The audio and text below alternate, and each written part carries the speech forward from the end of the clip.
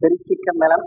திருவாசகத்தில் நாம் தொடர்ந்து பார்த்து வருகிற நிலையிலே சென்ற வாரம் திருவுந்தியார் என்று சொல்லுகின்ற பகுதியை நாம் பார்த்தோம். அந்த திருவுந்தியாரிலே பல புராண செய்திகள், அதுவும் மிக மிக பழமையான செய்திகளாக இருக்கின்றவற்றை சொல்லி வந்தார். இப்பொழுது நாம் திருத்தோள் நோக்கம் என்று பார்க்கின்ற இந்த பகுதியிலும் பல அடியார்களுடைய செய்திகள், இதிலும் சில புராண செய்திகளை சொல்லி வருகிறார். அங்கே ஒரு கதைக்கே பல பாடல்கள் சொல்லி கொஞ்சம் விரிவாக சொன்னார். இங்க ஒவ்வொரு பாடலுக்குள் ஒவ்வொரு அடியாருடைய கதை நிறையும்படியாக இந்த பகுதியிலே விரைவு வருவதாக செய்திருக்கிறார். பொதுவாக தன்னுடைய வரலாற்றையும் இடையிடையே இந்த பகுதியிலே காட்டுகிறார். தோள் நோக்கம் என்று இதற்கு பெயர் வந்ததற்கு காரணம், இந்த பகுதியில் உள்ள ஒவ்வொரு பாடலும் ஈற்றிலே தோநோக்கம் என்ற பெயரோடு முடிகின்றது. அப்படி தோநோக்கம் என்ற சொல்லினாலே முடிவதனாலே இந்த பகுதிக்கு தோநோக்கம் என்று அவர்கள் பெயர் வைத்திருக்கிறார்கள். ஆனாலும் தோல் நோக்கம் என்றால் அதற்கு என்ன பொருள், அதனுடைய அர்த்தம் என்ன என்பதை நாம் இங்கே சிந்திக்க வேண்டியவர்களாக இருக்கிறோம். தோல் என்று சொல்வது மனிதனுடைய உறுப்புகளிலே ஒன்று. கையினுடைய மேல் பகுதியை தோல் என்று சொல்கிறோம். இது பெண்களின் விளையாட்டை குறிக்கிறதுனாலே இங்கே தோல் என்றது பெண்களுடைய தோலை குறிக்கிறது. 10-15 பெண்கள் வட்டமாக நின்று கொள்வார்கள். அப்படி நின்று கொள்ளுகிறவர்கள் தன்னுடைய 2 கையையும் குவித்து சோபனம் என்று சொல்லுகின்ற ஒரு முறையில் கையை கொட்டி பாட்டு பாடுவார்கள். அப்படி பாடுகின்ற போதே ஒரு காலை உண்டி இந்த பக்கம் சாய்வார்கள், அந்த பெண் வலது காலை உண்ணி இவள் பக்கம் சாய்வாள். அப்ப 2 பேருடைய தோளும் மோதும். அப்படி மோதிய பெண் அடுத்தாற்போல் இந்த காலை எடுத்து வைப்பால், அவள் இடது காலை எடுத்து வைப்பால், இப்படி வருவாள். இந்த பெண்ணும் இந்த பெண்ணினுடைய வலது தோளும் அந்த பெண்ணினுடைய இடது தோளும் மோதும். இப்படி வட்டமாயிருக்கிறவர்கள் ஒவ்வொருவரும் மாறி மாறி இப்படி பக்கத்தில் இருக்கிற பெண்ணுடைய தோளை தொட்டு தோளாலே தோளை தொட்டு கையை கொட்டி கொண்டு பாடுகிற ஒரு ஆடம். அப்படியே ரவுண்டா சுத்தி வருவார்கள். இப்படி மோதிக்கொண்டும் கையை கொட்டி கொண்டும் பாடிக்கொண்டும் வட்டமாக சுழன்று வருகிற ஒரு விதமான விளையாட்டு. அந்த விளையாட்டு தோளும் ஒன்றை ஒன்று நோக்கி தொடுகிற காரணத்தினால் இதற்கு தோநோக்கம் என்று பெயர் வைத்து, இந்த விளையாட்டுக்கு தோநோக்கம் என்று பெயர் வைத்திருக்கிறார். அந்த சொல்லையே இறுதி சொல்லாக வைத்து மாணிக்கவாசகர் மற்ற பெண்களுக்காக இந்த பாடலை பாடி தருகிறார். இது மாதிரி விளையாட்டு விளையாடுகிற காலத்தில் தெய்வ சம்பந்தமாக எண்ணி விளையாட வேண்டும் என்பது மணிவாசகருடைய கருத்து. இப்ப முதல் பாடல் நாம் பார்க்க இருக்கிறோம். பூத்தாரும் பொய்கை புனல் இதுவே எனக் கருதி பேத்தேர் முகக்குறும் பேதை குணம் ஆகாமே தீர்த்தாய் திகழ்தில்லை அம்பலத்தே திருநடம் செய் கூத்தா உன் சேவடி கூடும் வண்ணம் தோள் நோக்கம். மக்களாக பிறந்திருக்கிற ஆத்மாக்கள் இந்த உலகத்திலே இறைவனுடைய கட்டளையை அறிந்து அவர்கள் நடப்பதில்லை. தம் மனம் போன போக்கிலே நடக்கிறார்கள். இப்படி நடப்பதை பற்றி மாணிக்கவாசகர் என்ன கூறுகிறார் என்று நாம் பார்க்கணும். ஒருவனுக்கு தண்ணீர் குடிக்க வேண்டும் என்ற ஆவல் வந்துவிட்டது. நீர் வேட்கை எடுத்தது. அப்ப தண்ணீர் தருகிற குளம், நல்ல தாமரைப்பூ பூத்திருக்கிற அழகான குளம் எங்கே இருக்கிறதோ அந்த இடத்துக்கு போய் ஒரு குடம் எடுத்துட்டு போய் அந்த தண்ணீரை முகந்து வீட்டில் வைத்து குடித்தால் வேட்கை தணியும். அப்படி இல்லாமல் தண்ணீரே கிடைக்காத ஒரு பாலைவனத்திலே அவன் போகிறான். அப்படி போகும்போது நல்ல 10-11 மணி நேரம் 12 மணி நேரத்திலே அவன் பறந்துபட்டு அந்த மணல் வெளியை பார்க்கிறான். அந்த மணல் வெளியிலே சூரிய வெளிச்சம் பட்டு மேலே தகதகை என்று தண்ணீர் ஓடுவது போல அவன் கண்ணுக்கு ஒரு தோற்றம் தருகிறது. அந்த தோற்றம் ஆற்றிலே தண்ணீர் ஓடுவது போன்ற ஒரு எண்ணம். அதை காணல் நீர் என்று புத்தகங்களிலே சொல்லுவார்கள். இவன் மூடனாகலினாலே எட்டத்து பார்வையிலே தெரிந்த காணல் நீரை ஆற்று நீர் எங்கே ஓடுகிறது என்று சொல்லி குடத்தை எடுத்துக்கொண்டு தண்ணீரை மொள்ளுவதற்காக ஓடினானால் அவனால் அந்த குடத்திலே தண்ணீர் முகக்கப் போவதும் இல்லை, அவனுடைய நீர் வேட்கை தனியப் போவதும் இல்லை. அவனுடைய முயற்சி முழுவதும் வீணான முயற்சியே ஆய்விடும். ஆகவே கடவுளுடைய கொள்கையை அறிந்து அதை எடுத்துச் சொல்லுகிற பெரியவர்கள் எங்கே இருக்கிறார்கள், அவர்கள் எந்த நீதி நூல்களில் இருந்து அந்த கொள்கைகளை சொல்லுகிறார்கள் என்று அது இருக்கும் இடம் தேடி அதை பார்த்து அதன்படி அனுபவிக்க வேண்டும். அதை விட்டு தன் மனம் போன போக்கிலே நடப்பதானது ஒரு முட்டாளானவன் தேரை தண்ணீர் என்று கருதி முகக்கப் போவது போல இருக்கும் என்று இந்த பாடல்லே அவர் நமக்கு சொல்ல வருகிறார். பூத்தாரும் பொய்கை புனல் இதுவே எனக் கருதி பேய்த்தேர் முகக்குறும் பேதை. பேய்த்தேர் என்பது காணல் நீர். நல்ல வெயில் நேரத்திலே நம்முடைய கண்ணுக்கு பொய்யாக தண்ணீர் ஓடுவது போல் தோன்றுகிற ஒரு தோற்றம். அது மணல் வெளியின் மேலே நீள ஓடிக்கொண்டிருப்பதனாலே அதை தேர் என்றும், அது பேய் ஏறி போகிற தேர் என்றும் அதை வர்ணித்தார்கள். அதனால் அதுக்கு பேய் தேர் என்று பெயர். அது காணல் என்ற ஒரு பெரிய பாலைவனத்திலே தெரிவதனாலே அதுக்கு காணல் நீர் என்றும் பெயர். உண்மையிலேயே தண்ணீர் இல்லை, தண்ணீரை போன்ற தோற்றம். அதை பார்க்கிறவன் தண்ணீர் என்று தன் அறியாமையாலே நினைக்கிறான். அதைத்தான் இங்கே பேய்த்தேர் முகக்குறும் பேதை, பேய்த்தேராகிய காணல் நீரை முகக்க போன ஒரு முட்டாள். அவன் எதை தண்ணீர் முகக்க போனானாம், எந்த இடத்தில் உள்ள தண்ணீர் என்று நினைத்துக் கொண்டு போனான் என்பதை முதல் வரியில் சொல்ற. பூத்து ஆறும் பொய்கை புனல், ஒரு குளத்திலே இருக்கிறது தண்ணீர். அந்த குளத்திலே பூத்து தாமரை பூக்கள் நிறைய பூத்து அழகா இருக்கிறது. ஆறும் தண்ணீரும் நிறைய இருக்கிறது, குளம் நிறைய. அப்பேற்பட்ட குளத்திலே உள்ள புனல் இதுவே, குளத்தில் உள்ள தண்ணீர் இதுதான் என்று சொல்லி போறான். ஆனா அங்க குளமும் இல்ல, தண்ணீரும் இல்ல, பூவும் இல்லை. இவன் தன்னுடைய கற்பனையினாலே அறியாமையினாலே காணல் நீரை அவ்வாறு சொல்லிக் கொண்டு பேய்த்தேரை முகக்க போன பேதை குணம் ஆகாமல், பேதையனுடைய குணம் எனக்கு வராமல் என்னை காப்பாற்றி விட்டான் ஆண்டவன். இவ்வளவும் சொல்லி இந்த மாதிரி முட்டாள்தனமா அறிவில்லாதவனுடைய குணம் என்னை பிடித்துக் கொள்ளாதபடி இறைவன் என்னை காப்பாற்றினார். பேதை குணமாகாமே தீர்த்தாய், என்னை அந்த கெட்ட வழியில் போவதில் இருந்து நீக்கினாய். தீர்த்தாய் என்றால் என்னை அந்த வழியில் இருந்து இந்த வழிக்கு திருப்பி விட்டாய். திகழ்தில்லை அம்பலத்தே திருநடம் செய் கூத்த, சிதம்பரத்திலே கூத்தாடுகின்ற நடராஜ பெருமானே, உன் சேவடி கூடும் வண்ணம், உன் திருவடியிலே தோய்ந்து அதிலிருந்து கிடைக்கின்ற ஒரு பேரின்பம் எனக்கு வரும் பொருட்டு தோல் நோக்கம், நாம் தோல் நோக்கம் என்ற ஆட்டத்தை ஆடுவோமாக. கூத்தனே, உன்னுடைய திருவடி எனக்கு கிடைக்க வேண்டும் என்பதற்காக நாங்கள் தோல் நோக்கம் என்ற ஆட்டத்தை ஆடுகிறோம் என்று ஒரு பெண் சொல்லுவதாக இந்த பாடலை அமைத்தார். என்றும் பிறந்திறந்து ஆழாமே ஆண்டு கொண்டான், கன்றால் விளவறிந்தான் பிரமன் காண்பறிய, குன்றாத சீர்த்தில்லை அம்பலவன் குணம் பரவி, துன்றார் குழலி நீர் தோணோக்கம் நாடாமோ. தோல் நோக்கம், ஒரு பெண்ணுடைய தோளை இன்னொரு பெண் நோக்கி சற்று மோதிக்கொள்ளுகின்ற ஒரு ஆட்டம். இந்த ஆட்டம் பெண்களுக்குரியது. பெண்கள் பேய் பேசுகிறார்கள் என்பதை சொல்வதற்கு பெண்களை கூப்பிடுகிற ஒரு சொல் இதிலே வருகிறது.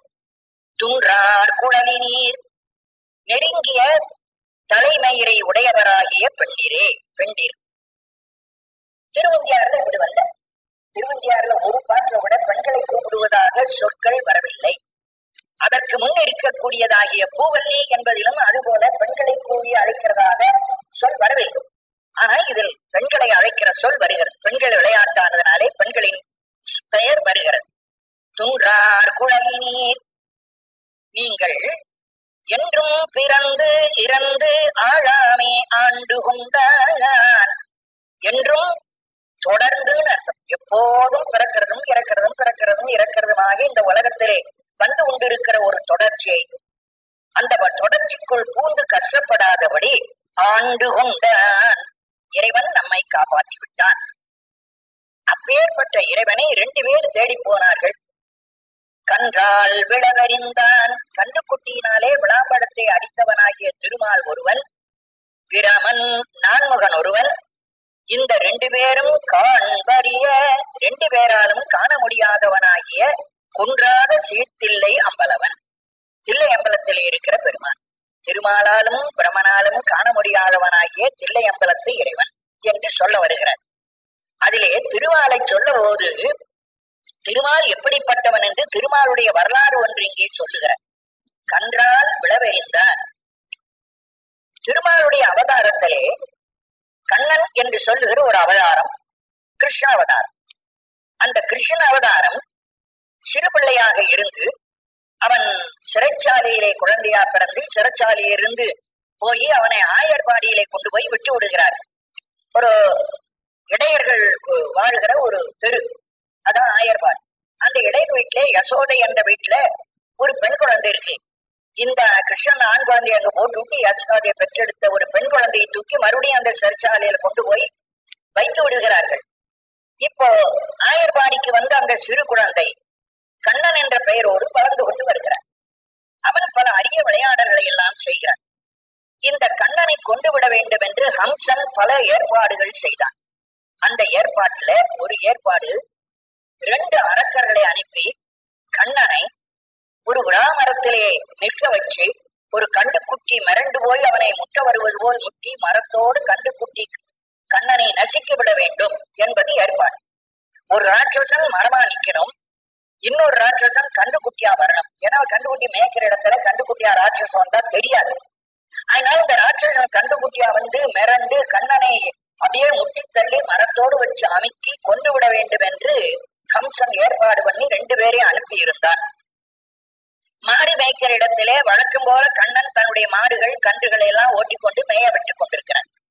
அப்பொழுது அங்கே ஒரு விளாமரத்தை அவன் பார்த்தான். நேற்று வந்த போது அந்த இடத்துல விளாமரம் இல்லை, இன்று புதிதாக அந்த இடத்திலே விளாமரம் இருக்கிறதே, ஆகவே இதில் சூது இருக்கிறது என்று கண்ணன் தெரிஞ்சு கொண்டு விட்டான். கண்ணனுக்கு தெரியாத ஒன்றுமில்லை. நேற்று வரை அந்த இடத்துல அந்த மாதிரி ஒரு மரம் கிடையாது, இன்னைக்கு ஒரு மரம் இருக்கேன். அவன் மேய்க்கிற மாடுகள் கன்றுகள் இருந்து ஒரு பக்கம் மேய்கிற போது அதிலிருந்து ஒரு கன்றுக்குட்டி துள்ளி வேகமாக வருகிறது. அப்படி துள்ளி வருகிற கன்றை பார்க்கிறான். தான் வளர்த்த கன்றுகள் போல் அல்ல, அது வேறு விதமான உருவத்தில் அந்த கன்று இருக்கிறது. 2வது, எல்லா கன்றும் அமைதியாக மேயும் போது அங்கே எந்த விதமான ஆபத்தும் இல்லை. ஆகவே ஆபத்தில்லாத நேரத்தில் அங்கிலிருந்து ஒரு கன்று வேகமா வருதுன்னா இது கன்றல்ல, வேற ஏதோ ஒன்று ஆபத்துக்குரிய பொருள் என்பதை சிந்தித்து விட்டான். இந்த விளாமரமும் சாதாரணமானது அல்ல.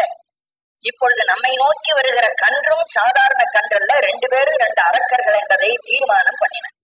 அந்த விளாமரத்தடிக்கு இவனும் போனான் வேணுமெனே. கன்று வந்து நன்றாக நம்மை முற்றுதற்கு இடம் கொடுப்பது போல போனான்.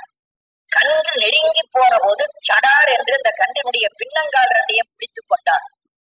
அதை தூக்கி ஒரு சுழற்றி அந்த விளாமரத்து மேலேயே அடிக்கிறான். விளாமரத்தின் மேலே இந்த கன்றுக்குட்டி போய் மோதுகிற வேகத்தில் அந்த விளாமரமே கலகலகலன்னு ஆடி அதில் இருக்கிற பழமெல்லாம் கீழே உதிர்கிறது. கடைசியில் அந்த 2 அரக்கர்களும் இறந்து போகிறார்கள். அதுதான் இந்த விளாமரத்தை கன்றுக்குட்டியை ஒரு தடியாக வைத்து அடித்தானாம். மரத்தில் இருக்கிற பழத்தை அடிப்பதற்கு சிறு பிள்ளைகள் கல் உபயோகப்படுத்துவார், அல்லது 1 முழம் நீளமுள்ள சின்ன கழி குச்சி, அதுக்கு பெயர் குணில்னு பேர்.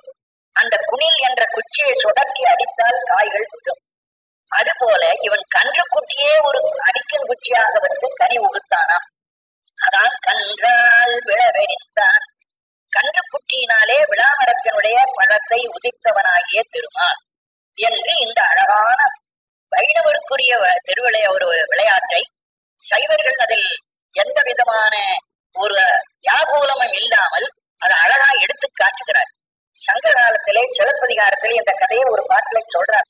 கன்று குணிலா கனி ஊத்தமாயவன் இன்று நம் ஆணுள் வருமேல் கொன்றயம் தீங்குழல் கேளாமோ தோழி. கண்ணன் மேலே காதல் கொண்டாள் ஒரு பெண். அவள் அந்த கண்ணன் எப்ப வருவான் என்று எதிர்பார்க்கிறாள். அந்த எதிர்பார்க்கிற பெண் தன் தோழியோடு பேசுகிற போது, நேற்று கன்றுக்குட்டியை ஒரு குச்சியாக வைத்து விளாமரத்தை அடித்தானே அந்த மாயன் கன்று குணிலா, கனி உகுத்த மாயவன். அப்பேற்பட்ட அந்த கண்ணன் இப்பொழுது நாம் விளையாடி கொண்டிருந்த விளையாட்டு பெண்கள் கூட்டத்துக்குள்ளே அந்த கண்ணன் இங்கே வருவானேயானால் இன்று நம் ஆணுள் வருமேல், இப்பொழுது நம்முடைய பசு கூட்டம் இருக்கிற இடத்திலே அந்த கண்ணன் வந்தால் ஒரு அழகான இசை கேட்கலாமே. அவன் வாயிலே கொன்றை பள்ளத்தால் செய்த புல்லாங்குழலை வைத்து ஊதுவான். அந்த கொன்றையன் தீங்குழல் கேளாமோ தோழி என்று ஆட்சியர் குரவையில வைத்து சிலப்பதிகாரத்திலே பாடுகிற பாடலில் இந்த கதை வந்திருக்கிறது. அந்த கதையைத்தான் இங்கே எடுத்துச் சொல்லி அந்த திருமாலும் பிரமனும் இறைவனை தேடி பார்த்தார்கள். தேட முடியவில்லை. காண்பரிய குன்றாத சீர் தில்லை அம்பலவன், சிறப்புடைய தில்லை அம்பலத்திலே இருக்கிற பெருமான் குணம் பரவி, அவனுடைய குணங்களிலே நாம் மனத்தினாலே எண்ணுவோமாக. குன்றார் குடலி நீர் தோணோக்கமாராமோ, தில்லை பெருமானுடைய குணத்தை சொல்லி சொல்லி வணங்கி வணங்கி நாம் தோல் நோக்கம் என்ற ஆட்டத்தை விளையாடுவோம் என்று சொன்னார். பொருட்பற்றி செய்கின்ற பூசனைகள் போல் விளங்க செருப்புற்ற சீரடி வாய்க்கலசம் பூநமுதம் விருப்புற்று வேடனா சேடறிய மேகுளிர்ந்து அங்கு அருட்பெற்று நின்றவா தோணோக்கம் ஆடாமோ. இதுல கண்ணப்பருடைய கதையை சொல்கிறேன். கண்ணப்பர் இறைவனுக்கு அபிஷேகம் செய்தார்.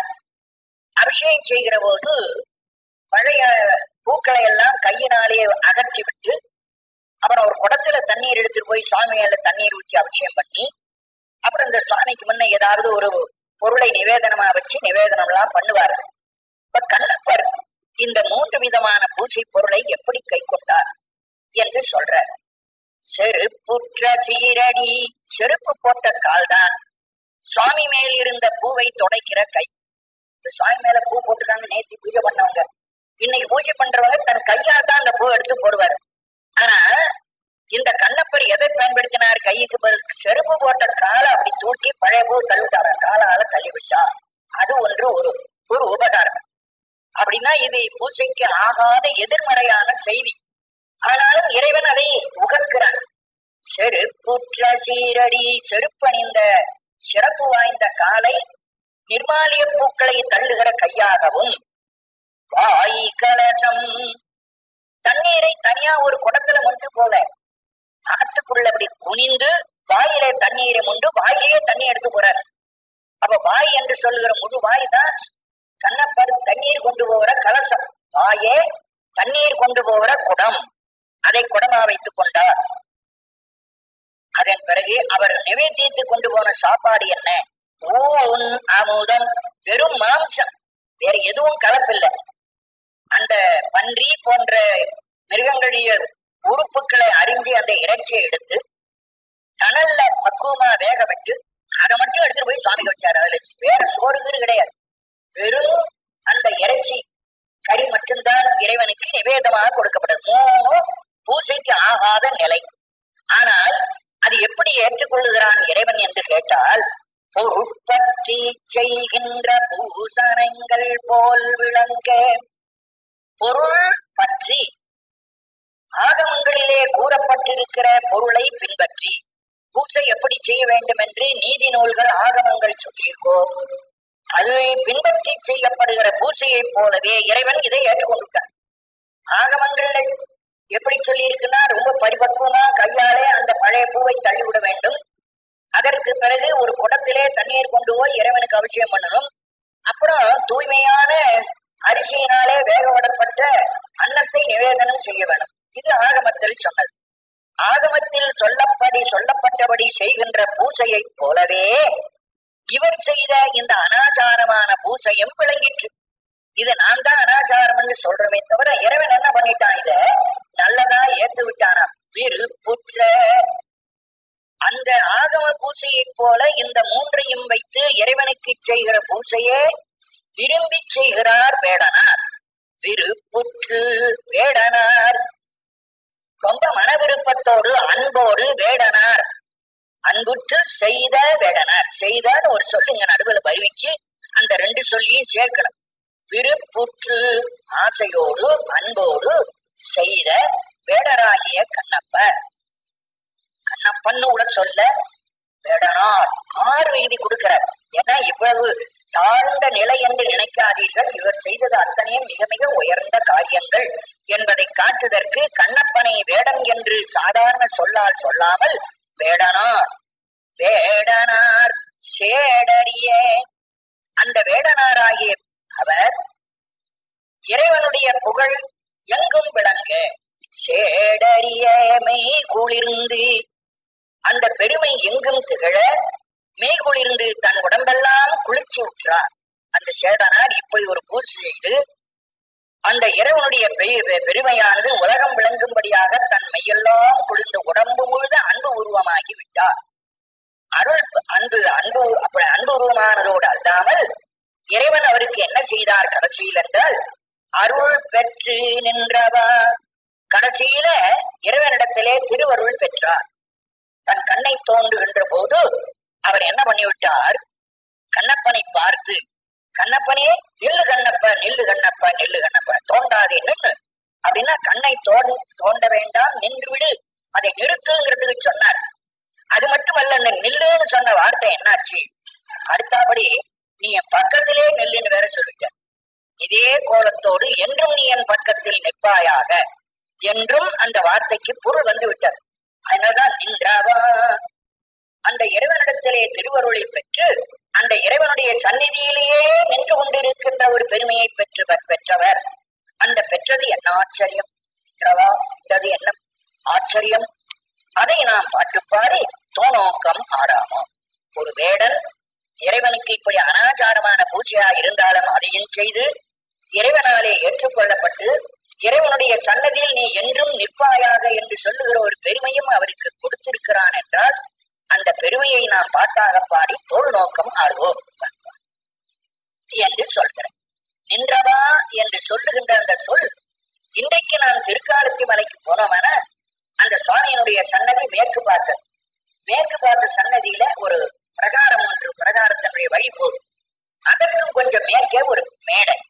அந்த மேடையை திருமாளிகை பத்தின்னு சொல்வார். அந்த திருமாளிகை பத்தியில கண்ணப்பர் அப்படி நின்று கொண்டிருக்கிறார். சுவாமி மேற்க பார்க்கிறார், கண்ணப்பர் தெற்கே பார்த்து அங்கே வேடராக நின்று கொண்டிருப்பதை இன்றையும் அந்த சிற்பமாக செய்து வைத்திருக்கிறார். அவர் சன்னதியில கண்ணப்பர் இருக்கிறார் என்பதை காட்டுதல். அது என்னைக்கு செய்தார்கள் அப்படி கேட்டீங்கன்னா ஞானசம்பந்தர் காலத்துக்கு முன்னே செஞ்சுட்டு இருந்தாங்க. அந்த சிலையானது இன்னைக்கு நேற்று செஞ்சு வைக்கல. இந்த கதை நடந்து ஞானசம்பந்தர் காலத்துக்கு முன்னே நடந்து போச்சு. ஞானசம்பந்தர் அந்த கோயிலுக்கு போறா. பெரிய வாரத்தில் கதை சொல்றேன். ஞானசம்பந்தர் அந்த கோயிலுக்கு போய் சுவாமிய மேற்கு பார்த்திருக்கிற அந்த திருக்காலத்தி பெருமான வழிபட்டு விட்டு அப்படி பிரகாரம் வர்ற போது கண்ணப்பரையும் பார்த்தாராம். கண்ணப்பரை பார்க்கிற போது எப்படி இருந்ததா அவருக்கு, உள்ளே சுவாமியை கும்பிட்டதுனால நமக்கு ஒரு புண்ணியம் இருக்க, அந்த புண்ணியத்தை யாருமே கண்ணால பாக்குறது புண்ணியம்னு சொல்றாங்களே தவிர அந்த புண்ணியத்தை யாரும் பார்த்ததில்ல. இதோ நிற்கிறாரே கண்ணப்பர், அதுதான் புண்ணியத்தின் கும்பிட்ட பேரு நேர் கண்டார் போல, கும்பிட்ட புண்ணியத்தை நேரே பார்த்தது போல கண்ணப்பரை வணங்கினோம் என்று சேக்கிழார் சொல்றார். அப்போ சேக்கிழார் காலத்திலேயே கண்ணப்பருடைய சிலை அக்கோயிலுக்குள் வந்து விட்டது என்று நமக்கு தெரியும். அப்பேற்பட்ட பெருமைக்குடைய நாயன்மார்களை எல்லாம் அந்த காலத்திலே ஜாதி வித்தியாசம் இல்லாமல் கோயிலுக்குள் சேர்த்து கொண்டிருக்கிறார்கள். அதனால்தான் 63 நாயன்மார் இன்னைக்கும் கோயிலுக்குள்ள இருக்காங்க. 63 நாயன்மாருடைய சிலைகள் வரிசையா, அது மூலையா தனித்தனியா வைக்கல. அவங்கள பிரிக்கப்படாது, ஏற்றத்தாழ்வு சொல்லக்கூடாது. கூடுதல் பிரிச்சு வச்சா ஒருத்தர் முன்ன வைப்பாங்க, ஒருத்தர் கோயில் எங்க கடைசி மூலையில வைப்பாங்க, ஒருத்தர் முன்னாடி கொண்டு வச்சாங்கன்னு பேர் வரும். அதெல்லாம் வைக்கப்படாது. ஒரே வரிசையா அவர் அத்தனை பேரும் சமம். அதுல ஒரு துளி கூட ஏற்றத்தாழ்வு காட்டக்கூடாது என்று அந்த அளவுக்கு வைத்திருக்கிறதை நாம் பார்க்கிறோம். இந்த பாட்டுல அந்த கண்ணப்பர் தன் வாயையே தண்ணீர் முகக்கும் சொம்பாக கொண்டு போனார் என்று இங்கே மணிவாசகர் பாடுவது போலவே ஞானசம்பந்தரும் பாடித்தார். அதே காலத்துக்கு போன ஞானசம்பந்தருடைய பாட்டுல வாய்கலசமாக வழிபாடு செய்யும் வேடன், வாய்கலசமாக வழிபாடு செய்யும் வேடன், மலராது நயனம் காய் கணையினால் இடந்து ஈசனடி கூடு காலத்தி மலையே என்று சம்பந்தர் வாய் கலசமாக வழிபாடு செய்யும் வேடன். இந்த வேதத்தின் ஆகமத்தில் சொல்ல வழிபாடு எப்படி செய்யுமோ அதுபோல் தன் வாயே கலசமாக சென்றார். வாய் கலசம் என்ற சொல் அப்படியே இங்க திருவாசகத்திலும் வருகிறது. ஏன் நான் சொல்றேன்னா சம்பந்தர் வாக்கும் இங்க மணிவாசர் வாக்கும் அப்படியே ஒத்தாற்போல இருக்கிறது. அந்த ஞான சம்பந்தர் வாக்கை பார்த்து மணிவாசர் வச்சிருக்கிறார் என்பது என்னுடைய கருத்து. இனி மாணிக்கவாசர் முன்னே சொன்னா மாணிக்கவாசர் பார்த்து ஞான சம்பந்தர் பார்த்தாலும் போகும். ஆகவே இது ரெண்டு பேருடைய வாக்கும் ஒத்து இருக்கிறது என்பதை முதல்ல நாம் தெரிஞ்சுக்குவோம். அப்புறம் யார் முன்னே யார் பின்னைங்கிற தீர்மானத்தை அப்புறம் பண்ணிக்குவோம். கற்போலும் நெஞ்சம் கசிந்துரு கருணையினால் நிப்பானை போல. இந்த பாட்டிலும் அந்த கண்ணப்பருடைய கதையே மீண்டும் தொடர்ந்து சொல்ல வருகிறார். கல் போலும் நெஞ்சம், இவன் வேடனாக இருந்த காலத்திலே கல் போல நெஞ்சம் இருந்தது. எல்லா உயிர்களையும் கொள்கிறான். கொஞ்சம் கூட தயவுதாட்சியம் இல்லாம அடிச்சு கொள்ளுகிறான். அப்போ கல் போல நெஞ்சம் இருந்தது. அப்படி கொடுமையாயிருந்த நெஞ்சத்தோடு கூடிய கண்ணப்பன் இறைவன் முன் வந்தவுடனே அவன் உள்ள கரைஞ்சு போச்சு. அந்த காலத்து மலையில் இருக்கிற இறைவனை என்னைக்கு பார்த்தாரோ லிங்கத்தை பார்த்த உடனே கரைஞ்சு விட்டது. கல் போடு நெஞ்சம் கசிந்துருக கருணையினால் கசிந்துருகே. இறைவனுடைய திருநோக்கத்தால் கருணையினாலே அந்த கல் கரைந்து விட்டது. கண்ணப்பரை கரைச்சு விட்டார். அன்புருவமாக ஆக்கிவிட்டான் இறைவன். அப்படி ஆகிய பிறகு நிற்பானை போல அந்த இறைவனுக்கு பக்கத்திலே இன்றைக்கு நின்று கொண்டிருப்பவனை போல நிற்பான் என்ற சொல் அது முக்கியமான ஒரு சொல். ஏன்னா அந்த கோயில்ல இன்னைக்கு அந்த கண்ணப்பருடைய சிலை நின்று கொண்டிருக்கிற நிலை இருக்கு. போன பாட்டிலையும் அருள் பெற்று நின்றவா நிற்கின்றான் இன்றைக்கும். அதே போல இந்த பாட்டிலும் நிற்பானை போல அந்த நிற்கின்ற உருவத்தையுடைய கண்ணப்பனை போல என் நெஞ்சினுள்ளே புகுந்தருளி அந்த இறைவன் என் மனத்துக்குள்ளே புகுந்தார். நட்பாடு படுத்து நல்ல பெருமை உடையவனாக என்னை ஆக்கி என்னை நாடறிய என்னையும் நாடறிய வைத்தார். அந்த கண்ணப்பனை எப்படி இந்த உலகம் இன்றைக்கு தெரியுதோ அதுபோல மாணிக்கவாசகராகிய என்னையும் இந்த உலகம் அறிய செய்தார். நாடறியத்தான் இங்கன் சொற்பாலதானவாக. அப்படி நாடையை செய்ததோடு கூட இங்கன் இந்த இடத்தில் சொற்பாலனானது. அந்த இறைவன் செய்த கருணையெல்லாம் நான் பாட்டாக பாடுகிறேன். சொற்பாலதன்னா சொற்களையுடைய செய்யுள் வடிவமாக ஆயிற்று. அப்படி இறைவன் தனக்கு செய்த கருணையெல்லாம் மாணிக்கவாசர் செய்யுளா பாடி தள்ளியிருக்கிறார். ஆனால் சொற்பாலது என்றால் பாடல் வடிவத்திலே உடையதாக ஆனது. ஆனவா ஆனதையே பாடி பாடி தோநோக்கம் ஆறாமோ தோலை ஒன்றோடொன்று மோதி அந்த விளையாட்டு விளையாடுவோம்.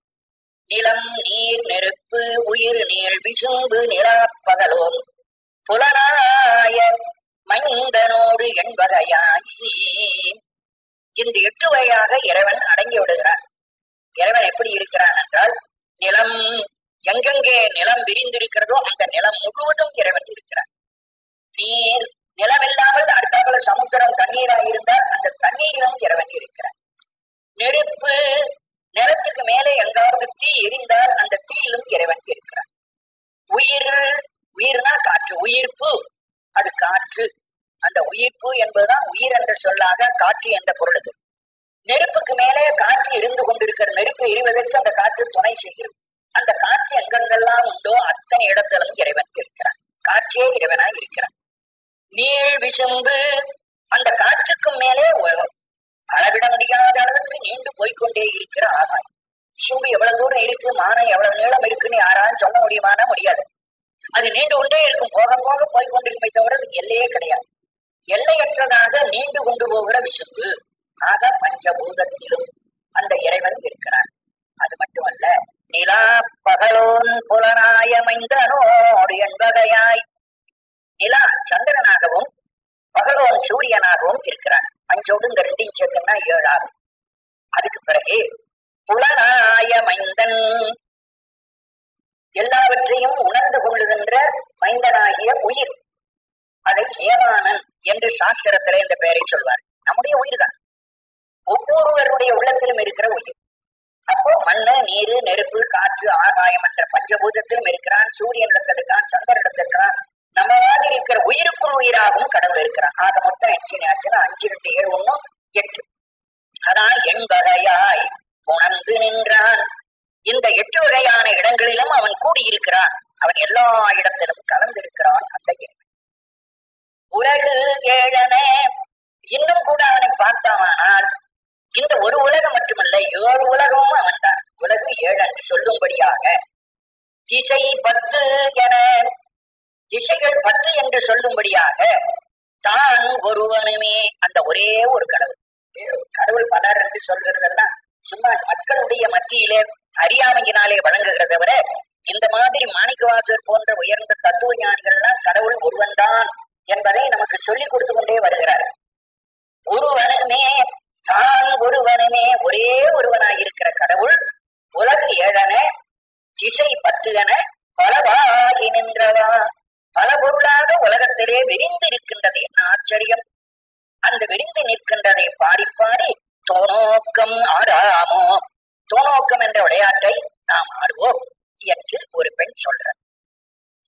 புத்தன் முதலாகிய புல்லறிவில் பல்சமயம் தத்தம் மதங்களில் தட்டுழுப்பு பட்டு நிற்க சித்தம் சிவமாக்கி செய்தனவே தவமாக்கும் அத்தன் கருணையினால் தோணோக்கம் ஆடாமோ. புத்தன் முதலாய புல்லறிவில் பல்சமயம். புத்தன் என்று சொல்வது ஒரு சமயம். அந்த சொல்லிலேயே இன்னொரு பொருள் அவர் நமக்கு உணர்த்த வருகிறார். புதுசு, பிற்காலத்திலே புதுசாக உண்டான சமயங்கள் என்பது போல புத்தன் என்றால் புத்த சமயம் என்று ஒரு பொருள். புத்தன் என்றால் புதுசா, புத்தம் புதுசுன்னு சொல்ற மாதிரியோ அதுபோல புதிதாக உண்டான சமயம். ஆனா இது புதுசான சமயம் என்றால் பழைய சமயம் ஒன்று உண்டு. இதிலிருந்து நாம் இன்னொன்று கண்டுபிடிக்கும். இது புத்தம், இது புதிய சமயம் என்றால் பழைய சமயம் ஒன்று உண்டு. அந்த பழைய சமயத்தை 3வது வரையில் சொல்றார். சித்தம் சிவமாக்கி, சிவத்தன்மையாக ஆக்கிற தெய்வம் என்று சொல்றார். சிவத்தின் வழியாக ஆகிற சமயம் ஒன்று, புத்தம் என்று சொல்லுகிற சமயம் ஒன்று. இந்த ரெண்டுக்கும் என்ன இடையே வேறுபாடு என்று கேட்டால், புத்தன் என்று சொல்லுகிற மதம் இருக்கே, அது கௌதம புத்தர் என்ற ஒரு ஞானியினாலே உண்டாக்கப்பட்ட, அவரு பெரிய அறிவாளி. கௌதம புத்தர் ஒரு பேரு அறிவாளி, ஒரு ஞானி, அவராலே உண்டாக்கப்பட்டது. ஆகவே ஒரு தீர்க்கதரிசியாலே உண்டாக்கப்பட்ட மதம், அவர் பேராலே புத்த மதம். ஜினேந்திரன் என்று சொல்லுகிற ஒரு ஞானியினாலே உண்டாக்கப்பட்டது, அது ஜைன மதம். ஆனால் இந்த சைவ மதம் இருக்கிறதே, அது இது போல ஒரு ஞானியினாலே உண்டாக்கப்பட்டது அல்ல. அது இறைவனின் பெயராலேயே வருகிறது. அது இறைவனுடைய பெயர் சிவம். அந்த சிவம் என்ற இறைவன் பெயரினாலே சைவம் என்ற மதம் இருக்கிறது என்று சொல். அப்ப சிவம் என்பதற்கு என்ன பொருள் என்று பார்த்தால், நன்மை, மங்களம். சிவம் என்ற வார்த்தைக்கு நன்மையே வடிவானது, தீமையே கலக்காது. அந்த இறைவனிடத்தில் நன்மையை தவிர தீமை என்பது இல்லை. தீமையே இல்லாத நன்மையே வடிவாகியிருக்கிற ஒரு தெய்வம். அந்த தெய்வத்துக்கு என்ன பெயர் வைத்தார்கள்? நல்லது என்ற பெயரினாலே சிவம் என்று வைத்தார்கள். சிவம்னா நாம் வணங்குகிற இந்த நடராஜா போன்ற சிவம்னு அர்த்தம் பண்ணக்கூடாது. சிவம் என்ற வார்த்தைக்கு மங்களகரமானது, நன்மையை செய்கின்றதாகிய ஒரு ஒப்பற்ற கடவுள். அதுக்கு உருவம் கிடையாது, வடிவம் கிடையாது, வேறு பெயர் கிடையாது, ஒன்றுமில்லை. ஆனா உலகத்தை எல்லாம் நல்லதற்காக மெனக்கெட்டுக் கொண்டிருக்கிறது, நல்லது செய்வதற்காக முயன்று கொண்டிருக்கிற ஒரு தெய்வம்.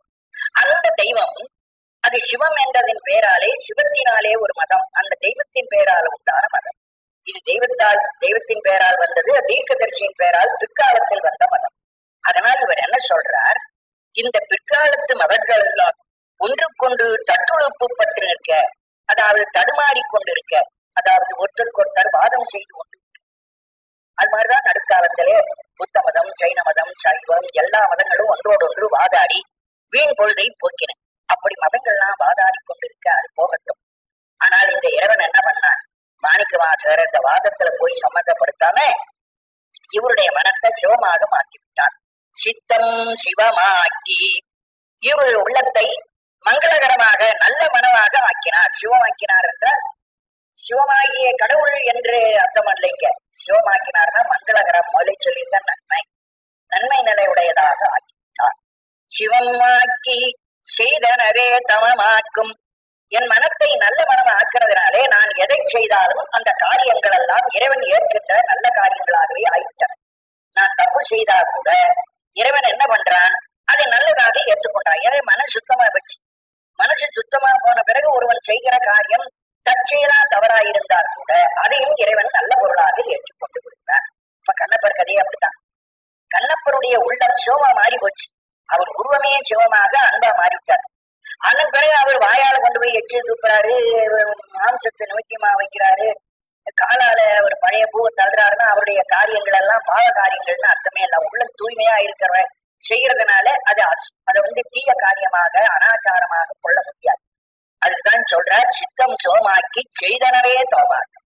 அந்த உள்ளத்தை தூய்மைப்படுத்தி விட்டார்களானால் அவர்கள் செய்தன எந்த காரியமாயிருந்தால் நல்லதா இருந்தாலும் கெட்டதா இருந்தாலும் தவமாக்கும், அதை புண்ணிய காரியமாகவே இறைவன் மாற்றிவிடுவான். அப்படிப்பட்ட அத்தன் கருணையினால் தோணோக்கம் ஆடாகும். அந்த இறைவனுடைய கருணையை சொல்லி சொல்லி அந்த கருணையை பாடி பாடி நாம் தோல் நோக்கம் ஆடுவோமாக என்று ஒரு பெண் சொல்ற.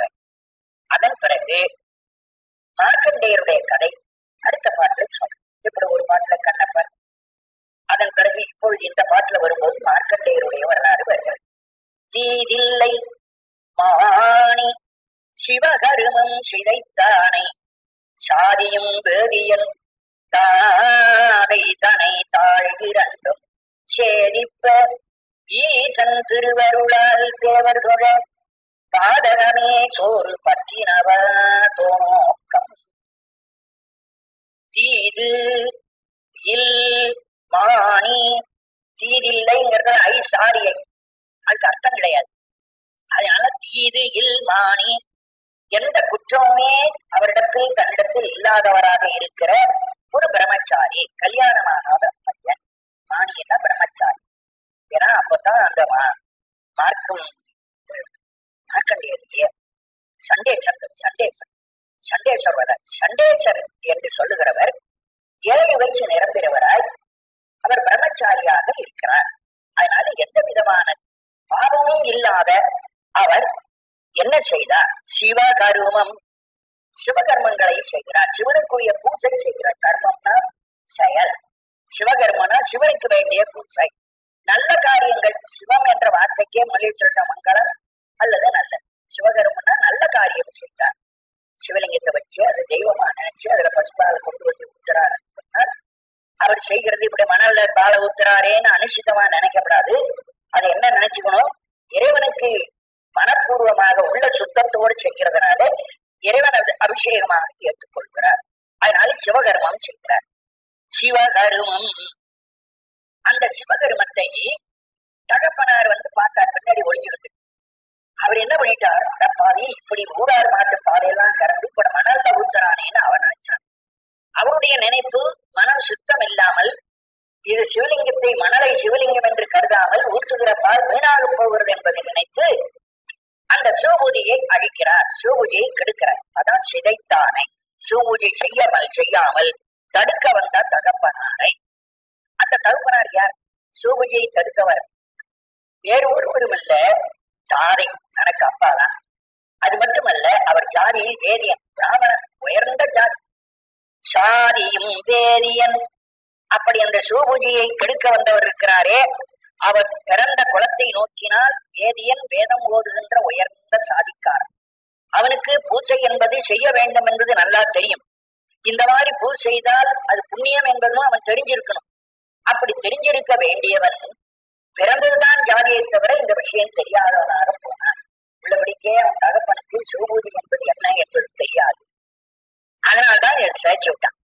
அவன் வேதியனாக பிறந்தானே தவிர, பிறப்பால் வேதியனை தவிர, ஆனால் நியாயமாக நூல்கள் முதலத்தை அறிந்து சிவபூஜை செய்யணுங்கிறது அவனுக்கு தெரியாமல் போயிற்று. அதனாலே அவன் வேதியனாக உயர்ந்த ஜாதியார் பிறந்திருந்தும் பயனை.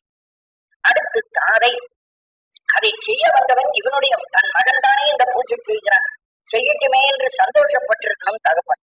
ஆகா, இந்த சின்ன வயசுலே இவ்வளவு சிவபூஜை பண்றானே என்று தகப்பன் சந்தோஷப்பட்டிருக்கிறதுக்கு பதிலாக கோபப்பட்டு அந்த பால் குடத்தை இடறான், சிவலிங்கத்தையும் காலால உடைக்கிறான். அந்த நிலையில இவர் பார்க்கிறார், அவன் வேதியன், அவன் தந்தை, அவர்களை கொன்றால், வேதியனை கொன்றால் பிராமணஹர்ஷி பிரம்மஹர்ஷிங்கிற தோஷம் வரும். தன் தகப்பனை கொன்றால் பிதாஹர்ஷி, தந்தையை கொண்டவன் என்ற பாவம், 2 பாவம் தனக்கு வரும் என்று சண்டேசருக்கு தெரியும் இந்த அப்பாவை கொண்டா எத்தனை பாவம் அவருக்கு வரப்போகுதுன்னா, அவர் வேதியனா இருக்கிறதுனால பிராமணனை கொண்டதுனால பிரம்மகத்தி வரும். அப்புறம் தன் தகப்பனை கொண்டான பித்ருஹஸ்தி, தகப்பனை கொண்டான் என்ற பாவம், 2 பாவம் வரும். 2ஐயும் கருதாமல் தந்தையை கொண்டுட்டாரு. ஏன்னா சிவகர்மம் சிதைக்கிறது பெரிய பாவம். அந்த பாவியை கொள்றதுனாலே தவறுது. அவன் பிராமணனா பிறந்திருக்கலாம், தனக்கு தகப்பனா கூட இருக்கலாம். ஆனால் அவன் இப்போ தகப்பனாகவோ வேதியனாகவோ இல்லாமல் 2ம் நீங்கிய ஒரு அனாச்சாரமுடையவனா போய்விட்டான். சிவகர்மம் சிதைக்கிற பாவியாக போய்விட்டான். அதனாலே அவனை கொள்ளலாம் என்ற முடிவுக்கு அவர் வருகிறார். சாதியும் வேதியன் தாதிதனை தாழ் 2ம் சேதிப்ப 2 காலையும் வெட்டினான். ஏன் அவனை போய் காலை வெட்டினான்? அவன் என்ன செய்தான் என்று பார்க்க. அந்த வேதியன் நேரே வந்து கையால இருந்த குடத்தெல்லாம் தூக்கி விட்டு உடைக்கல. வேகமா வந்து ஒரு காலால அப்படி பால் குடத்தை உடைச்சான், இன்னொரு காலால சிவலிங்கத்தை உடைச்சான். 2 காலாலையும் தப்பு பண்ணிட்டான். ஒரு காலால பால் குடத்தை உடைச்சது, இன்னொரு காலத்துல அவர் மணல்ல கூட்டி வச்ச லிங்கத்தை இன்னொரு காலா உடைச்சு. அப்ப 2 காலம் பாவம் பண்ண, 2 காலம் வெட்டினாதான் அவனுக்கு புண்ணியம் வரும் என்று தாழ் 2ம் சேதிப்ப அவனுடைய 2 காலையும் வெட்ட. சேதித்தல் என்றால் வெட்டுதல். அந்த சண்டேசனுடைய 2 காலையும் வெட்டினதாலே என்ன செய்கிறான் இறைவன்? அவனுக்கு ஒரு சோறு கொடுத்தார். இப்படி வெட்டி அந்த மாணி என்ற பிரம்மச்சாரிக்கு ஒரு சோறு கிடைத்தது அப்படின்னு பார்த்தார். பாதகமே சோறு. தன் தகப்பன் காலையை வெட்டிய ஒரு பெரிய பழி இருக்கு பார்ப்போம், அந்த பழியே அவருக்கு சோறாக கிடைத்தது என்று சொல்ற. சோறு என்பது பதவி, சோறு என்பது ஒரு மோட்சம், மோட்சமாகிய ஒரு பதவி. மோட்சத்துல பதமுத்தி, இன்னொன்று வந்து சாயுச்சிய முத்தின்னு 2 முத்தி. இறைவன் இருக்கிற கைலாசத்துல போய் அந்த உலகத்துல இருக்கிறது சாலோகம் என்ற பதமுத்தி. இறைவனுக்கு அந்த தொண்டு நெருங்கி செய்வது சாமீபம் என்று சொல்லுகிற பதமுத்தி. இறைவனைப் போலவே உருவமுடையவராக கைலாயத்தில் இருந்தால் சாருவம் என்ற பதமுத்தி. இது 3 பதமுத்தி தான்.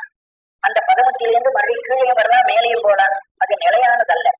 அந்த 3க்கும் மேல்பட்ட ஒன்று சாயுஜ்யம் என்பது இறைவன் திருவடியிலே கலந்து விடுவார்கள். இவருக்கு திருவடி கலந்த நிலை கிடைக்கிறார். இவர் முத்தி ஒரு பதவியாகிய ஒரு மோட்சம் கிடைக்கிறது.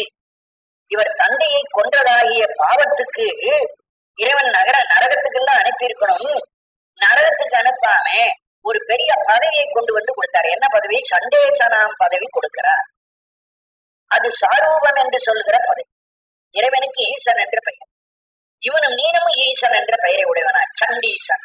இவனுக்கு ஒரு ஈசன் என்ற பெயரை கொடுத்து என்னை போல சாருவம் பெற்று நான் கோயில்ல இருக்கிற இடங்கள்லாம் நீனும் கோயில்ல வந்துடு என்று சொல்லி அவரை அந்த சண்டீசர் என்ற பதம் கொடுத்து விட்டார்.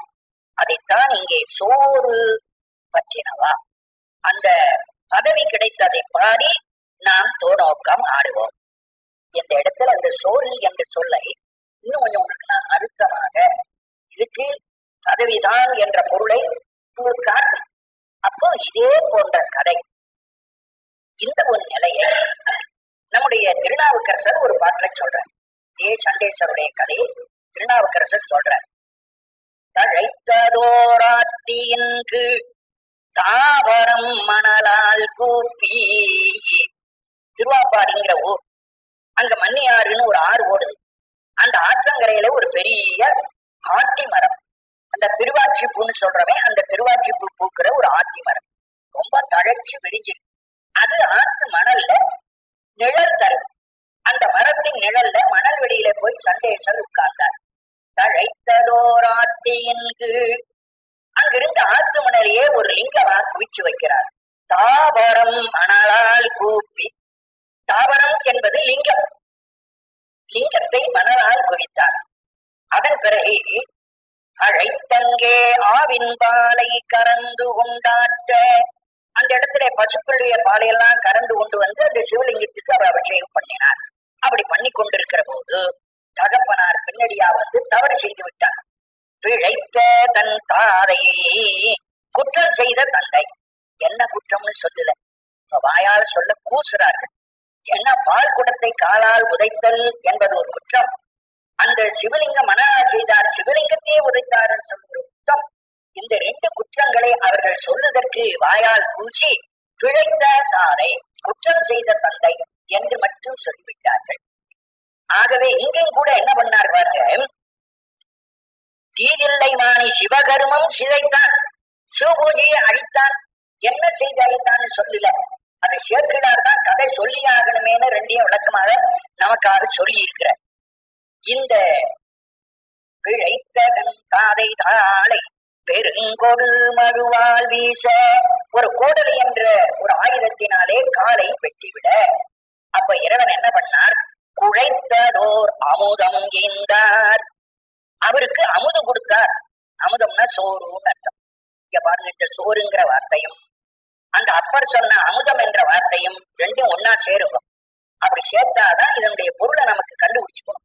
இங்க ஒரு சோறுங்கிறாரு, அவர் அமுதங்கிறாரு. அமுதத்தை சோட்ட அமுதம் என்று சொல்லுவோம். அதனால அப்போ சோறு என்பதும் அமுதம் என்பதும் வேறு ஒரு பொருள்ல இருக்குது. அதாவது நாம் சாப்பிடுற சாதாரண சாப்பாடு அல்ல, இது இறைவனுடைய ஒரு திருவருள் பேரின்பம். அந்த திருவருள் இன்பத்தை இந்த சோறு என்ற வார்த்தையால் குறித்திருக்கிறார்கள், அமுதம் என்ற வார்த்தையால் குறித்திருக்கிறார்கள் என்பது நமக்கு தெரியும். ஆகவே இறைவனது பேரின்பத்தை தான் இங்கே இந்த வார்த்தையால் சொல்லி இருக்கிறார். சிதம்பரத்துக்கு திருநாவுக்கரசர் போனார். அந்த சிதம்பரத்தை பத்தி அவர் பாட்டு பாடுறார். சிதம்பரத்துல 4 வீதியிலும் போனா நிறைய சத்திரங்கள். எந்த சத்திரத்து பக்கம் போனாலும் இங்க வாங்க வாங்கன்னு கூப்பிட்டு உள்ள உட்கார வச்சு சாப்பாடு போடுறாங்க. இதை அவர் அந்த காலத்துல பார்த்தார். பார்த்துட்ட உடனே இந்த சிதம்பரத்துல நிறைய சோறு கிடைக்கிறது. அன்னம்பாலிக்கும் தில்லை சிற்றமும் பாலம், எங்க போனாலும் அன்னம்பாலிப்பு நடத்துகிறார்கள், சோறு போடுகிறார்கள் தில்லையிலேன்னு பாடினார். அவர்கள் தில்லையிலே மடத்துக்கு மடம் சோறு போடுகிறார்கள் என்பதை மட்டும் அவர் பாடல. இது அங்க நீங்க தில்லைக்கு போனா இப்படி அங்க தெரு தெருவா உட்காந்துட்டு இந்த சோறு சாப்பிடலாம். ஆனா அந்த சோத்தை வேணாம விட்டுட்டு நீங்க கோயிலுக்குள்ளே போய் நடராஜ பெருமானை பார்த்து அந்த தரிசனம் செய்தா அந்த இறைவன் ஒரு அன்னம் கொடுப்பான், அவன் அங்க ஒரு அன்னம் பாலிப்பான். அது என்ன அன்னம்னா பேரின்பம். அதைத்தான் அவர் சொல்றார், அன்னம் பாலிக்கும் தில்லை சிற்றம்பலம். அந்த பேரின்பத்தை பாலிக்கின்ற தில்லையில இருக்கிற சிற்றம்பலம், சிற்றம்பலத்திலே ஒரு அன்னம் கிடைக்குது. அந்த அன்னம் தான் பேரின்பம். அப்ப அன்னம், சோறு, அமுது 3 பேர் 3 சொல்லி சேர்த்து பாருங்க, 3ம் ஒரு பதவி, பேரின்பம் என்று சொல்கிற கருத்துல ஒத்து வரும். அதனாலே சண்டீசனுக்கு இப்படிப்பட்ட ஒரு பாதகமே அவருக்கு சோறு பதவியாக பற்றினவா கிடைத்ததை பாட்டாக பாடி தோணோக்கம் நாம் ஆடுவோம் என்று இந்த பாட்டுல அந்த சண்டேஸ்வருடைய கதையை சொன்னார். அடுத்த ஒரு பாட்டில் தன்னுடைய நிலையை சொல்றார். இந்த மாணிக்கவாசகர் தனக்கு ஏற்பட்ட ஒரு உயர்ந்த நிலை, மானம் அறிந்தோம், எனக்கு மானமே போச்சுங்கிற உயர்ந்த நிலை நான் சொல்றேன்.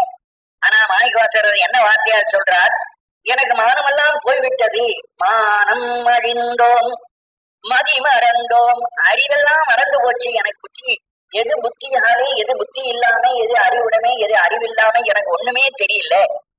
மதி மறந்தோம் மங்கை நல்லி பெண்களே என்று கூப்பிட்டார். இதனுடைய பொருள் என்ன, மானம் அழிந்தோம். மானம் என்பது உயர்வு, மானம் என்ற சொல்லுக்கு பொருள் உயர்வு என்பது பொருள். ஆடம்பரம் என்று ஒரு பொருள். ஆடம்பரமா ஒருத்தன் நடந்து தன்னுடைய பெருமைக்காக தனக்கு ஒரு பெருமை அல்லது மானத்தோடு நான் வாழ வேண்டும் என்று சொன்னால் என்னுடைய தகுதிக்கு ஏற்ப நான் பெரிய ஆடை அணி ஆபரணங்களினாலே என்னை அலங்கரித்துக் கொள்ள வேண்டும். ஒரு பெரிய நீதிபதினு சொன்னா அந்த நீதிபதி அந்த சீட்ல உட்கார்ற போது சாதாரண என்ன போல ஒரு வேட்டிங் சட்டையும் கட்டி போனா உட்கார விடுவாங்களோ, அந்த சீட்ல உட்காரும் போது நீதிபதிக்கு என்ன விதமான ஆடம்பரமான உடையோ அதை உடையும். வக்கீல் அவர் அந்த 4 கை சட்டை போட்டுக்கிட்டு தான் அந்த வக்கீல் வாதத்துக்கு வந்தார். அவரவருக்குன்னு ஒரு உடையும் ஒரு அடையாளமும் ஒரு ஆடம்பரமும் இருக்கின்றன, அது அணியணும். ஆனா அந்த மாணிக்கவாசகருக்கு மந்திரியா இருக்கிற போது ஆடம்பரம் இருந்தது. இப்போ அவர் அடியார வந்த போது என்ன பண்ணாரு, எல்லாத்தையும் கண்டு தூக்கி வச்சுட்டாரு, கோவணம் ஒன்றுதான் கட்டியிருக்காரு. அப்ப என்னாச்சு, மானம் அழித்தோம், என்னுடைய ஆடம்பரங்கள் அத்தனையும் நாம் விட்டு விட்டோம். மானம் என்பது இங்கு ஆடம்பரம், ஆடம்பரத்தை விட்டு விடுவதுதான் உயர்ந்த சைவத்துக்கு அடையாளம். சைவர்கள்ல 4 விதமான சைவர்கள் இருப்பதாக திருமந்திரம் சொல்கிறது.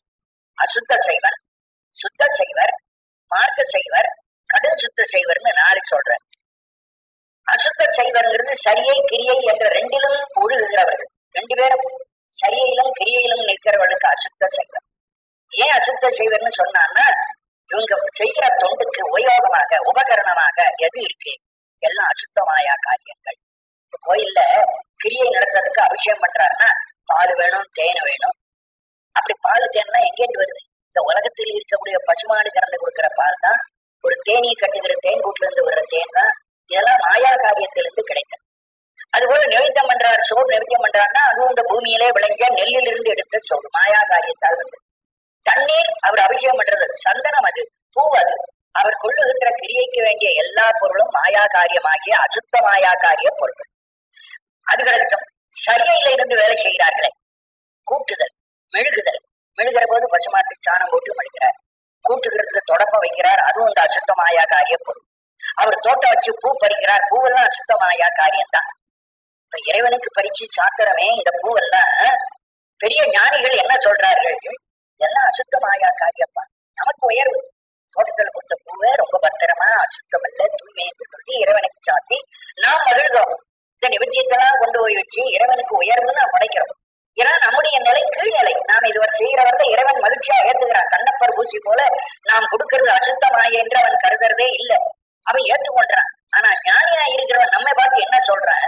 நீ என்னடா அசுத்தமாயா காரிய பொருளை வச்சுட்டு இருக்கிற, அதனால நீங்க 2 பேரும் அசுத்தமாயா சுத்த செய்வர்களா என்று சொல்லிட்டேன். அதனால்தான் தாய்மானவர் சொல்றாரு, ஒரு சமயத்துல நான் பூ பறிக்க போனேன், சாமி பூ பறிக்கலாம்னு. அந்த பூவுக்குள்ளேயே சாமி இருக்கிறாரு. நான் அந்த பூவை பறிச்சுட்டு போய் எங்க போய் போடுறது? பார்க்கின்ற மலரோடு நீயே இருத்தி பனிமலர் எடுக்க மனமும் நன்னேன்.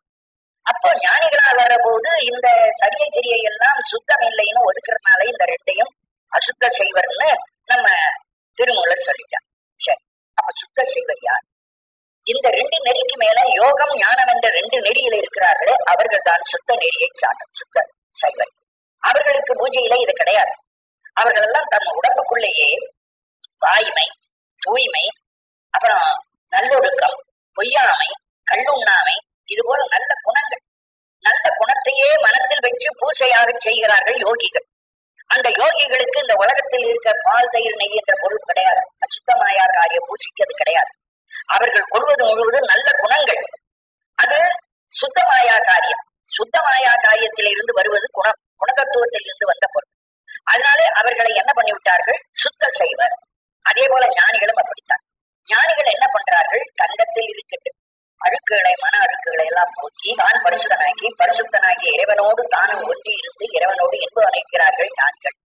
அந்த ஞானிகள் இறைவனோடு ஒன்றும் போது அங்கவும் இந்த மாயா காரிய பொருள்கள் அவருக்கு அசுத்த மாயா காரிய பொருள் ஒன்றும் கிடையாது. அதனால்தான் அந்த யோகியை ஞானியும் சேர்த்து அவங்க என்ன பண்ணார்கள்? சுத்த செய்வர்னு பிரிச்சுட்டாங்க. இந்த 2க்கு பிறகு மார்க்க செய்வர்னு ஒண்ணு சொல்ற. இந்த மார்க்க செய்வர்கிறது யார் அப்படின்னா, செய்யை இல்ல கொஞ்ச நாள் இருந்து அதிலிருந்து முன்னேறி கிரியைக்கு வந்து, கிரியையில கொஞ்ச நாள் இருந்து அதிலிருந்து முன்னேறி யோகத்துக்கு போய், யோகத்தில இருந்து முன்னேறி கடைசியில ஞானத்துக்கு வந்து நிற்பார். ஞானத்தில் வந்து நிற்கிறவர் தான் மார்க்க செய்வர், சன்மார்க்க செய்வர். அவர் இன்னும் நியாயமா முழுக்க சொல்லணும். அதை என்ன பண்ணிவிட்டார்? இவரு முதல் குறையாக மார்க்க செய்வர்னு வச்சுவிட்டார். அதனால ரொம்ப பேருக்கு பொருள் புரியாம ரொம்ப கஷ்டப்பட்டு கொண்டே இருக்கிறார். அந்த மார்க்க செய்வருடைய அந்த திருமந்திரம் முழுவதும் படிக்கிற போது சுத்த செய்வரைத்தான் சொல்றாருங்க. அதனால ஞானிகள் சுத்த செய்வராகிய ஞான மார்க்கத்தவர் இருக்கிறாரே, அந்த ஞான மார்க்கத்தவர் தான் மார்க்க செய்வர். ஏன்னா 4 மார்க்கத்திலிருந்து படிப்படியா முன்னேறி வந்தவர்கள் என்ற ஞாபகத்துக்காக அவரை மார்க்க செய்வர். இவர் கூட போதாது, இவர்களுக்கு மேல ரொம்ப உயர்ந்தவங்க இருக்காங்க. இந்த மார்க்க செய்வர் கூட சில சமயத்துல தங்களுக்கு காதல குண்டலம் போட்டுக்கலாம், கழுத்துல பொன்னால் செய்த உத்தராட்சம் போட்டுக்கலாம், ஜரிக போட்ட வேட்டி கட்டிக்கலாம். யோகி ஆதீனங்கள்ல இருக்கிறவர்கள் கூட அதை போட்டுக்கலாம். அவங்க ஞானிதான். இருந்தாலும் இந்த இடத்துல அவர்கள் சாதாரண சுத்த செய்வர் என்ற 3வது நிலை இருக்காங்களே, இது மேல போகல. இதுக்கு மேல அந்த ஞானி என்ன செய்கிறான்? தன்னிடத்தில் இருக்கிற எல்லா ஆசையும் விட்டுடுறான். ஆசாபாசம் சற்று, ஆசையும் பாசையும். ஆசை என்பது வெளியில் இருக்கிற பொருளே வைக்கிற ஒரு பற்று. இனி பாசம் என்பது தன் உடம்பிலே தன் உயிரிடத்தில் தான் வைக்கின்ற அபிமானம். ஒன்னு புறப்பற்று, ஒன்னு அகப்பற்று. இந்த 2 ஆசையும் எவன் ஒருவன் நீக்கி விடுகிறானோ அவன் பரிசுத்தனாகி வருகிறான். அப்புறம் அவன் என்ன பண்றான்? வேடம் கடந்து தன்னுடைய வேடத்திலே முன்னேற்றம் காட்டி இடத்துல திருநீரும் உத்திராட்சம் கைவிடுறதில்லை. திருநீர் பூசுவார், உத்திராட்சத்தை வெறும் கயத்துல மட்டும் போட்டுக்குவார். பொண்ணெல்லாம் சேர்க்க மாட்டார். காதல் குண்டல் கிடையாது, உத்திராட்சத்துல பொண்ணு கிடையாது, கையில மோதனம் கிடையாது, வேற ஆடம்பரமா வேட்டெல்லாம் செல்க கிடையாது, எந்த விதமான பொருளும் இல்லாம போயிடும். அப்படி இல்லாம இருக்கிறவர்கள் தான் கடுஞ்சுத்த செய்யும். அவர்கள் ஆடம்பரமின்றி இருப்பார்கள் என்றெல்லாம் சொல்லி இருக்கிறார். அந்த மாதிரியான ஒரு நிலை இவருக்கு வருது. அதான் மானம் அறிந்தோம். மானம் அறிந்தோம்னா நான் கடன் சுத்தம் செய்வனாக இருக்கிறேன், எனக்கு பொன்னில் ஆசை இல்லை, பொருளில் ஆசை இல்லை, எல்லாத்தையும் விட்டு விட்டு நான் வந்திருக்கிறேன் என்ற சொல்லிவிட்டானே. நான் கட்டி இருந்தது முழங்கால அளவுக்கு வேட்டி, அந்த வேட்டிக்கு பேர் கண்டை. அந்த கண்டை கூட எனக்கு பெருசா இருக்கு, இன்னும் கொஞ்சம் சின்னதா இருந்தா தேவலாமே நினைச்சாராம்.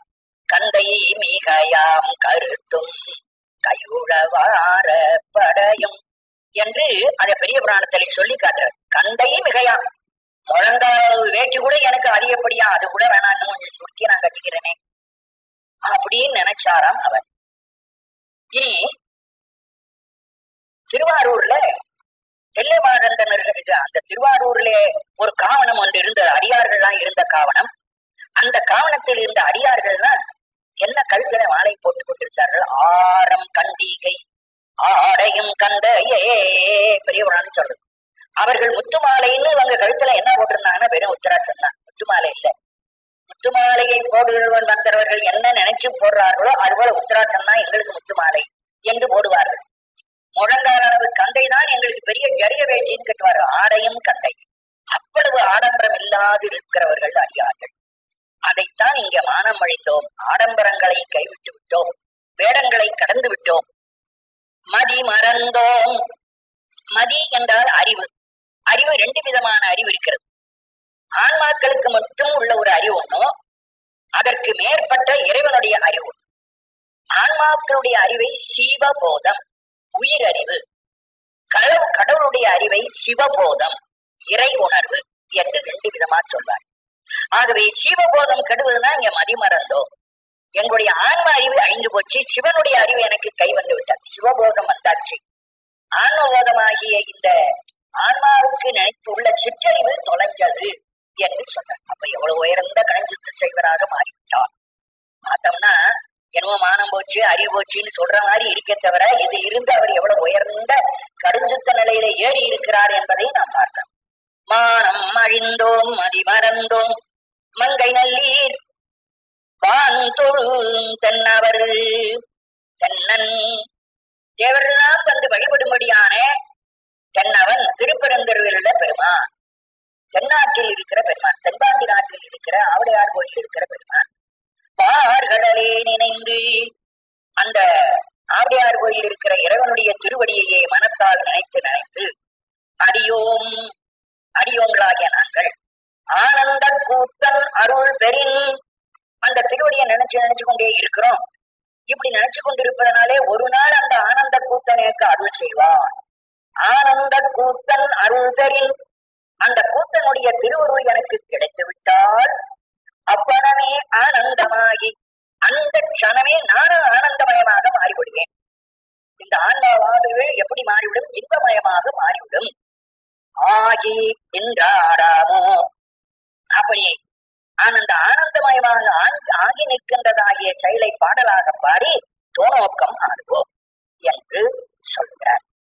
பிழைத்தும் கண்ணுதல் எந்தை கடற்கரை முன் நின்றதற்பின் எண்ணிரீகின்றீரர் எத்தனையோ பிறவர்களும் மண்மிசை மால் பலர் மாண்டனர்கான் தோணோக்கம். முப்புறமழித்தல் என்று சொல்கிற ஒரு புராண கதை. அந்த புராண கதை என்னைக்கு நடந்தது, எத்தனை நூற்றாண்டு என்று ஒருத்தர் கேட்கிறாருன்னு வச்சிருக்கோம். அதுக்கு ஒரு அளவு இந்த பாட்டுல நமக்கு காட்டுறாரு. ஒரு லேசா ஒரு அளவு ஒண்ணும் நமக்கு சொல்றாரு. என்னுடைய மூவர் இராக்கதரு, ரொம்ப பெருமையோடு வாழ்ந்த 3 ராட்சசர்கள். அவர்கள 3 ராட்சசர்ல 3 பேரும் எப்படி இருந்து அங்கே அந்த நிலையை அறிந்து கொண்டிருந்தார்கள்னா, ஒருத்தன் கமலாட்சன், ஒருத்தன் இரண்யாட்சன், இன்னொருத்தன் கமலாட்சன், 3வது வித்யுன்மாலின்னு சொல்லுகிற 3 பேர். அந்த 3 ராட்சதர்கள் என்னுடையவர்கள், மற்றவர்களாலே ரொம்ப மதிக்கப்படுகின்ற அளவுக்கு மரம் வாங்கினவர்கள். அப்பேற்பட்ட அந்த 3 பேர்கள் ஆண்ட அந்த கோட்டைக்குள் இன்னொரு 3 பேர், அவர்களும் என்னுடைய மூவர் இராக்கவர். அவர்களும் சிவனை எண்ணுகின்ற எண்ணத்தை உடைய மூவர். என்னுடைய மூவர் என்பது சிவனை தியானம் செய்கிற 3 பேர். அவர்கள் 3 பேரும் ராட்சசன். அந்த 3 பேரை எரி பிழைத்து நெருப்பு சுடாமல் காப்பாற்றி, முப்புறம் எரிக்கின்ற காலத்திலே முப்புறத்தில் இருந்த ஆயிரக்கணக்கான பேர்கள் அழிந்து போனார்கள். ஆனா ஒவ்வொரு கோட்டையிலும் ஒவ்வொருத்தன் சிவபூஜை பண்ணுகிறான். அவன் மட்டும் அழியல. அவன் மட்டும் அழியாமல் காக்கப்பட்டான். எரி பிழைத்து அந்த நெருப்பில் இருந்து காப்பாற்றப்பட்டார்கள். இதே செய்தியை இதற்கு முன்னும் சொல்லி இருக்கிறார். அதாவது இந்த முப்புறம் எரித்த காலத்தில் 3 பேர்கள் அங்கே தப்பித்தார்கள் என்பதை திருவந்தியார் பாட்டில் கூட நாம் பார்த்திருக்கிறோம். உய்யவல்லார் ஒரு மூவரை காவல் கொண்டு, உய்யவல்லார் ஒரு மூவர், பிழைக்க வேண்டியவராகிய 3 ராஜர்களை காப்பாற்றி கொடுத்துங்கிற கருத்து அங்கே வந்ததை தவிர அந்த 3 பேர் யாரு, அந்த 3 பேருக்கு என்னென்ன பின்னாடி நடந்ததுங்கிறத சொல்லல. இங்கே சொல்றார், கொஞ்சம் கதை சொல்றாரு பாருங்கோ. என்னுடைய மூவர், இறைவனை எண்ணிக்கொண்டிருக்கின்ற இயல்பை உடையவராகிய ஆகா, ஊகு, பானாசூரன், அவங்க 3 பேருக்கும் பேர் சொல்லியிருக்கேன் அன்னைக்கு நடத்தும் போதே. அதனால அவர் ஆகா, ஊகு, ஆகான்னு ஒரு ராட்சசன், ஊகுன்னு ஒரு ராட்சசன், அப்புறம் பானாசூரன் ஒருவன், இந்த 3 பேரும் சிவபூஜை பண்றவர்கள். இந்த 3 பேரும் எரி பிழைத்து நெருப்பில் இருந்து உயிர் தப்பினார்கள். அப்புறம் உயிர் தப்பின உடனே இறைவன் அந்த 3 பேரையும் கூட்டி என்ன பண்ணார்? கண்ணுதல் எந்தை, கண்ணை நெற்றியில் உடையவராகிய சிவபெருமான் கடைத்தலை முன் நின்றதற்பின் அவருடைய கோயில் வாசல்ல நின்றார்கள். அந்த 3 பேர்ல 2 பேர் நின்றார்கள். கடைத்தலை என்றால் கோபுர வாசல். அந்த வாசலுடைய 2 பக்கத்திலும் 2 பேர் காவலாக நிறுத்தப்பட்டார்கள். அப்படி நின்றபின் இந்த பாட்டை மட்டும் நீங்க படிச்சீங்கன்னா 3 பேருமே அந்த காவலாக நின்றார்கள் ஆயிவிடும். ஏன்னா 3 பேரும் பிழைத்தார்கள். பிழைத்த பிறகு சிவபெருமானுடைய கடத்தலையிலே நின்றார்கள். நேரம் அந்த கதையை மட்டும் படிக்கிறவனுக்கு எப்படி அர்த்தமாகும்? 3 பேர் அந்த வாசலுக்கு காவலாக இருந்தார்கள். அப்படி 3 பேர் கிடையாது, 2 பேர் தான் வாயில் காவல் காக்கிறவர். இன்னொருத்தன் இன்னொரு வேலைக்கு போகிறான். அந்த சுந்தரமூர்த்தி சுவாமிகள் திருப்பன்கூர் தேவாரத்தில் சொல்லியிருக்காருன்னு அன்னைக்கு கூட சொன்னேன். இருந்தாலும் அந்த பாட்டு முழுவதுமே நான் சொல்லி காட்டுறேன். மூவையில் சென்ற ஞான்று உயிர்ந்த மூவரில் இருவர் நின் திருக்கோயிலின் வாய்தல் காவலாளர் என்று ஏவிய பின்னை ஒருவன் நீ கரிகாடரங்காக மனை நோக்கி ஓர் மானடம் மகிழ மணிமுழா முழக்க அருள் செய்த தேவதேவ. இந்த கதை அவ்வளவு அழகா சொல்கிறார். மூவையில் எரி சென்ற ஞான்று, முப்புறத்தை அழித்த காலத்திலே உய்ந்த மூவரில், அதிலிருந்து தப்பித்த 3 பேர்களில் இருவர் 2 பேரை நின் திருக்கோயிலின் வாய்தல் காவலாளர் என்று தேவி. 2 பேரை பார்த்து, நீங்க 2 பேரும் என் கோயில் வாசலுக்கு காவலாளர்கள் போங்கள் என்று இறைவன் உத்தரவு போட்டார். உத்தரவு போட்ட பிறகு என்று ஏவிய பின்னை ஒருவன், 2 பேர் போக மீதி ஒருவன் இருக்கான அவன். அந்த ஒருவன் நீ கரிகாடரங்காக, இறைவனே நீ சுடுகாட்டில் நாடகம் ஆடுகிற போது மானை நோக்கி உமாதேவி ஓர் மானடம் கவிழ, அந்த நடனத்தை உற்று பார்த்து அவள் மகிழ்ச்சி அடைய மணிமுழா முழக்க, அந்த நடனத்துக்கு ஏற்றாற் போல முழவு முழங்குவதற்காக அருள் செய்த தேவதேவர், ஒருவனை பார்த்து நீ மணிமுழா முழக்கு என்று அவனுக்கு அருள் செய்த பெருமானே, நின் திருவருள் தேவதேவனின் திருவடி அடைந்தேன், அதனாலே உன் திருவடியை நான் அடைந்தேன். செரும்பொழில் சூழ் திருப்புன்கூருளானேன்னு திருப்புன்கூர் தேவாரத்துல இந்த கதையை சொல்லிட்டார். அதுதான் விளக்கமா 2 பேரை காவல் வாயிலரா வச்சு இன்னொருத்தனை வானாசோரனாக முழு வாசிக்க வைத்துக் கொண்டார் என்று சொல்லியிருக்கிறார். அந்த முறையிலே இதுல 3 பேர் சொல்லாத அந்த கதையை சொல்லி 2 பேர் கோயில் வாசலுக்கு காவலா போனார்கள் கதை சொன்னார். சரி, இந்த புராண கதை நடந்து போச்சுங்க. நடந்து போன பிறகு இன்னைய வரல என்ன நடுவில் நடந்திருக்கு அப்படின்னு கேட்டார். கடைத்தலை முன் நின்றதற்பின் அவர்கள் அந்த வாயில் காவலர் வேலையை ஏற்றுக்கொண்ட பிறகு எண்ணிலி இந்திரர் எத்தனையோ பிரமர்களும் மண்மிசை மால் பலர் மாண்டனர்கான் பேர் சென்று விட்டார்கள் சொல்ற. அவங்க 2 பேரும் கோயில் வாசலுக்கு வந்து இன்னும் இன்னைக்கும் கோயில் வாசல் காவலா இருந்துட்டு இருக்கான். அவங்க 2 பேரும் ராட்சசன் நல்லவனா இருந்து சிவ பூஜை பண்ணி சிவன் அருளினாலே கோயில் வாசலுக்கு காவக்காரனா போய் இன்னைக்கும் காவக்காரனா உயிரோடு இருக்கான். ஆனால் எண்ணிலே இந்திரர், அளவிலே எண்ணிட்டு சொல்ல முடியாத இந்தர்கள். அதைத்தான் நம்முடைய திருநாவுக்கர் சொல்றார், கங்கை மணல் எண்ணில் இந்திரர். கங்கையில இருக்கிற மணலை எண்ணி பார்த்தா அதை விட இந்தர் அதிகமான இந்தர் செத்து போனார்கள். எண்ணில் இந்திரர் எத்தனையோ பிரமர்கள், எவ்வளவுன்னு சொல்ல தெரியல, அவ்வளவு பிரமர்கள் செத்து போனார்கள். மண்மிசை மால், திருமாலும் அப்படித்தான், பலர் மாண்டனர், பல பேர் செத்து போனார். அவர்கள் கோயில் வாசலுக்கு வேலைக்கு வந்த பிறகு இன்றைய வரையில இடைவெளி காலத்துல எத்தனை பேர் செத்து போனார்னா, பல திருமாலுடைய யுகமா திருமால் இருந்து மாறி போய்விட்டார்கள். அதுபோல பிரம்மர்கள் ஆண்டு ஆண்டு அவர்களும் செத்து போனார்கள். அதுபோல இந்தர்கள் எத்தனையோ பேர் மாறி போனார்கள். அப்ப பல கற்ப காலம் போயிட்டு இன்னைக்கு எத்தனையோ கற்ப காலம் கழித்தும் இன்னைக்கும் அந்த ராக்கர்கள் கோயிலுக்கு வாயில்காவராயிருக்காங்க. இவங்கெல்லாம் தேவராயிருந்து செத்து போனார். அதுதான் அந்த கதை சொல்ல வர. தேவராயிருந்து என்ன புண்ணியம், அந்த சுகத்தை தான் அனுபவிக்கிறாங்களே தவிர இறைவனை வழிபடுறதில்லை. இறைவனை வழிபட்டு இருந்தா அந்த ராட்சசர் போல நல்ல பெரும் பதவிக்கு போயிருப்பார்கள்.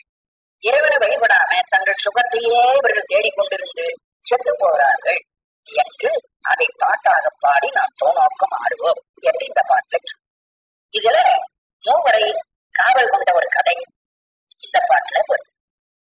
பங்கயம் ஆயிரம் பூவினில் ஓர் பூக்குறைய தங்கன் கிடந்து அரண்சேவடி மேல் சாத்தலுமே. பங்கயம் ஆயிரம் பூவினில், இதுல திருமால் கதை வருகிறது. திருமால் தனக்கு சக்கராயுதம் வேண்டும் என்று சொல்லி திருவேழிமலைக்கு போய் பூஜை பண்ணி கொண்டிருக்கிறார். திருவேழிமலை உள்ள சிவபெருமானுக்கு தேவலோகத்திலிருந்து ஒரு விமானத்தை கீழே இறங்க செய்து விமானத்தை வைத்து அந்த விமானத்துக்குள்ள சிவபெருமானை நியமனம் பண்ணி அந்த வீழிமலையில இருக்கிற ஒரு குளத்துல தினம் குளிச்சு விட்டு அந்த குளத்துல பூத்திருக்கிற பூ 1000 பூ பறிப்பார். எண்ணி 1000 பூ பறிப்பார். அதை பெரிய கூடைகள்ல எடுத்துக்கொண்டு சிவபெருமானுக்கு முன்ன வச்சுட்டு சிவபெருமானுக்குரிய 1000 பெயர்களை சொல்லி அர்ச்சனை பண்றார். ஒரு பெயருக்கு ஒரு பூ. இவர் பாட்டிலே அந்த பெயரும் தப்பி மனப்பாடத்துல தவறாக சொல்லிவிட மாட்டார். பூவை 2 பூ போட மாட்டார். ஒரு மந்திரத்துக்கு ஒரு பூன்னு சொல்லிட்டே வந்தா அந்த சரியா 1000 மந்திரம் முடியும், கூடிய பூ சரியா போகும். அந்த மாதிரி இவர் தினம் பூவை பறித்து இறைவனுக்கு சாத்தி கொண்டிருக்கிறார். பங்கயம் ஆயிரம் தாமரை பூக்களை பறித்து அர்ச்சனை செய்கிற காலத்திலே பூவினில் ஓர் பூக்குறைய, அவர் கூடையில இருந்த பூ ஒண்ணு குறைஞ்சு போச்சு. இவர் தினம் அந்த 1000 மந்திரத்துக்கு 1000 பூவுக்கும் பூஜை பண்ணிடுவார். இன்னைக்கு 999 மந்திரம் சொல்லியாச்சு, கூடையில் இருந்த பூ எல்லாம் போட்டாச்சு, பூவை காணும். இன்னொரு மந்திரம் பாக்கி இருக்கு. இந்த மந்திரத்தை ஒரு பூ போட்டு ஆகணும், இல்லாத அந்த அர்ச்சனை பூர்த்தி ஆகாது. இப்ப இந்த அர்ச்சனையை விட்டுவிட்டு திரும்ப அந்த குளத்துக்கு ஓடி போய் இன்னொரு பூ பறிச்சு வருவோம்னாலும் அர்ச்சனை கெட்டுவிடும். பாதியில விட்டுட்டு வெளியில போகக்கூடாது, அங்கேயே இருந்து அதை நடத்தி ஆகணும். அப்ப இது என்ன பண்றது, இந்த பூவுக்கு வேற ஒரு பூ ஈடு கட்டணும். தன்னுடைய கண்ணையே பூவாக அவர் கருதினார். திருமாலுடைய கண்ணை மற்றவர்கள் என்ன சொல்கிறார்கள், கமலக்கண்ணன் கமலக்கண்ணன் அவனை சொல்றாரு. தாமரை பூவையே கண்ணாக உடையவன் என்று அவனை பாராட்டுறதுனால என் கண்ணே ஒரு தாமரை தானே, ஒரு கண்ணை பிடுங்கி அந்த பூவுக்கு பதில் தன் மந்திரத்தை சொல்லி போட்டுருவோம் சொல்லி கண்ணை பிடுங்கி இதுவும் ஒரு தாமரை பூன்னு சொல்லி 1000வது மந்திரத்தை சொல்லி பூ போட்டு அர்ச்சனை முடிச்சுட்டார். அப்ப அர்ச்சனை கெடுல இறைவன் வேணுமையே ஒரு பூ குறைச்சு வேடிக்கை பார்க்கிறார். அந்த இறைவன் 999 பூவை வச்சு ஒரு பூவை மறைச்சுட்டார். அதைத்தான் இவர் என்ன சொல்றார், பூவினில் ஓர் பூ குறைய, பூவிலே ஒரு பூ குறைந்து விடும்படியாக இறைவன் அனுக்கிரகம் பண்ண. அப்படி பண்ணதால் தான் இவர் கண்ணை பிடிக்க போட்டாரு. இல்லைன்னு வச்சுங்க, இவர் இன்னைக்கு இந்த 1000 மந்திரம் சொல்லிட்டு போயிடுவார். மறுநாள் 1000 பூ பண்ணிட்டே இருப்பார். பூஜை தான் நடக்குமே தவிர இவருக்கு சக்கரம் கிடைக்காது. சக்கரம் கிடைக்கணும்னா ஏதாவது ஒரு விவகாரம் பண்ணாதான் அவன் கண்ணை பிடிங்க வைப்பான். அப்புறம் அவனுடைய நிலைக்கு உகந்து சக்கரத்தை கொடுத்துடலாம். இறைவனுக்கு சக்கரம் கொடுக்கணும்னு நினைப்பு வந்தாச்சு, அவரிடத்துல இருந்து ஒரு சிறப்பு செய்தி ஒண்ணு நிலைநாட்டி தான் கொடுக்கணும். அதுக்காக ஒரு பூவை மறைச்சார். மறைச்ச உடனே இவர் சமாளிச்சுக்கிட்டார். தன் கண்ணை போட்டு அந்த அர்ச்சனையை பூர்த்தி பண்ணினார். பூவினில் ஓர் பூக்குறைய தங்கன் இடந்தான் இடங்கு, தன்னுடைய கண்ணை பெயர்த்து ஒரு கண்ணை பிடிங்கிறான். கண்ணை பருமாறி ஒரு கண்ணை பிடிக்கி அறஞ்சேவடி மேல் சாத்தலுமே. சிவபெருமானுடைய திருவடியிலே கடைசி மந்திரத்தை சொல்லி தாமரப்பூவாக சாத்தி விட்டார். சாத்துதல் என்றால் அணிவித்தல். சிவபெருமானுக்கு மேலே அணிய வைக்கிறது இருப்பாங்க, அலங்காரம் பண்றதுதான் சாத்துதல். இப்ப அலங்காரத்தை சாத்துபடி, கோயில்களை சாத்துபடி ஆகுதுன்னு சொல்ற தமிழ் சொல். அலங்காரம் வடமொழி, சாத்துபடிங்கிறது தமிழ் சொல். ஆகவே ஒரு பூவை சாத்துறதுன்னா சுவாமிக்கு அலங்காரம் பண்றது. சேவடி காலில் ஒரு பூவை வைக்கிறது. அத கண்ணையே ஒரு பூவாக பறித்து அவருடைய இறைவன் திருவடியில வச்சார். சாத்தன உடனே இறைவனுக்கு மகிழ்ச்சி. வெளியில காட்சி கொடுத்தார். இறைவன் வெளிப்பட்டு வந்து உனக்கு என்ன வேணும்னு கேட்கிற. தெரியாத நான் இறைவன் என்னத்துக்காக பூஜை பண்றான்னு தெரியும். இருந்தாலும் முறையா அவன் வாயால வரணும் என்பதற்காக திருமாலை பார்த்து உனக்கு என்ன வேணும்னு கேட்டான். அவன் என்ன சொல்றான், எனக்கு சக்கரம் வேணும் என்று கேட்டான். சங்கரன் எம்பிரான் சக்கரம் மாற்கு அருளியவர். சங்கரன் இன்பத்தை செய்கிறவன், எம்பிரான் எமக்கெல்லாம் தலைவன். அப்பேற்பட்ட இறைவன் திருமாலுக்கு சக்கரம் கொடுத்தார். அந்த சக்கரம் எது? சிவபெருமானுக்கு அந்த சக்கரம் எது அப்படின்னு பார்க்கணும். இதுக்கு முன்னாடி ஒரு ராட்சசன், அந்த ராட்சசன் யார் கையாலும் வெட்டுப்படாமல் கொலை செய்யப்படாமல் என் கையாலே நான் சாகணும், வேறு யார் கையாலும் சாகக்கூடாதுன்னு ஒரு வரம் வாங்கிட்டான். இவனே எப்படி தன்னை பத்தி கொல்ல போறது இல்லை. அதனால இவன் பல அதர்மங்களை உலகத்தில் செய்து கொண்டே இருக்கிறான். அவனை அழிக்க முடியல, ஏன்னா இன்னொருத்தர் அழிக்க முடியாது, அவனே அழிச்சு கொண்டாதான் முடியும். அப்ப சிவபெருமான் ஒரு வேடனாக அந்த அரக்கன் இருக்கிற இடத்துக்கு போனான். அந்த அரக்கன் இடத்துல போன உடனே அவன் இவருக்கு சண்டைக்கு அழைக்கிறான். அரக்கன், சரி நாம் 2 பேரும் சண்டை போடணும்னா நாம 2 பேரும் ஒரே பலமுள்ளவர்களான்னு சோதனை பண்ணிட்டு தான் சண்டை போடணும். அதனால நான் பூமியிலே என் காலாலே ஒரு வட்டம் போடுறேன், ஒரு காலை வச்சு அப்படி பிரிச்சு ஒரு கிண்ணம் போல ஒரு வட்டம் போடுறேன். அந்த வட்டத்தை அப்படியே நீ பேத்து ஒசக்க தூக்கி எடுத்துட்டீன்னா நீ கெட்டிக்காரன், என்னோட சண்டைக்கு வரலாம் எப்படின்னு அந்த வேடனா வந்து சிவபெருமான் சொன்னார். சரி, நீ காலால வட்டம் போடு, நான் பூமியை அப்படியே தோண்டி அதை வெளியில எடுத்துடுறேன் என்று சொன்ன. அந்த சக்கரத்தை நான் வெளியில எடுத்துடுறேன் என்று அந்த ராட்சசன் சலந்தரன்னு பேர், அந்த சலந்தரன் என்ற ராட்சசன் ஒத்துக்கொண்டான். இது விற்குடி என்ற ஊர்ல நடக்கும். சிவபெருமான் போட்ட சக்கரத்தை அவன் கையினால ஒரு கோடு வச்சு வட்டமாக்கி அப்படியே கை விரல்களை எல்லாம் கீழே விட்டு அந்த பூமியை அப்படியே கஷ்டப்பட்டு தூக்கி பார்த்தான். நின்று கொண்டே குனிந்து தூக்கி பார்த்தான், வரல. அவன் கீழே பூமியில ஒரு கால் மண்டி போட்டு ஒரு காலை பின்னுக்கு நீட்டி அப்புறம் குனிஞ்சு தூக்குறான். மேலேந்து தூக்குனா வலுவல்ல, கீழே உட்கார்ந்து தூக்க ஆரம்பிச்சான். இப்படி ஒரு கால் மண்டி போட்டு ஒரு கால் நீட்டி அந்த மண்ணை பிடிச்சு அப்படி தூக்கி வச்சது கொண்டாடுற போது சக்கரம் சுழந்துகிட்டே இருக்குது. மணல்ல இருக்கிற மண்ணான சக்கரம் பூமி சக்கரம் சுழது. அப்படி தூக்கி வரும்போது இவன் என்ன பண்ணா, மூச்சை பிடிச்சிக்கிட்டு தலைக்கு மேல தூக்கணும். அவங்க அப்படி போட்டு வச்சிருக்கிறாங்க. தலைக்கு மேல தூக்குறதுனா அந்த தொண்டை கிட்ட கொண்டாட பாருங்க. அப்ப என்ன பண்ணிட்டான், கையை அசைச்சு விட்டான். கையை அசைச்ச உடனே அந்த சக்கரம் அவன் கழுத்துல போய் பட்டுது. அவன் இன்னும் இறந்து போனான். ஏன்னா தங்கையெல்லாம் சாகு, அவன் தங்கையால் சாக வேண்டும் என்று வரங்கேட்டதுனால அந்த சக்கரம் கழுத்துக்கிட்ட போகும்போது அவன் துண்டுப்பட்டு இறந்து போனான். அந்த சக்கரத்தை சிவபெருமான் இப்ப பத்திரமா வச்சிருக்காரு. அந்த சலந்தரனை கொண்ட சக்கரம் அவர்கிட்ட இருக்கு. அதை வாங்கணுங்கிறதுக்காக தான் திருமால் இந்த பூஜை பண்ணி அந்த சக்கரத்தை வாங்கினான் என்பதை வரலாறு. சங்கரன் எம்பிரான் சக்கரம்மார் அருளியவாறு அருளிய இந்த கதையை பாடி எங்கும் பரவி எல்லா இடத்திலும் எந்த நேரத்திலும் எந்த மாதிரியான கதையை சொல்லி சொல்லி நாம் தோநோக்கம் ஆடுவோம் என்று சொன்னார். காமன்குடல் உயிர் காலன் பல்காய் கதிரோ நாமகள் நாசி சிரம் பிரமன் கரம் எரியை சோமன் கலை தலை தக்கனையும் எச்சனையும் தூய்மைகள் செய்தவா தோணோக்கம் மாறாமோ. இது முழுவதும் தக்கையாக கதை.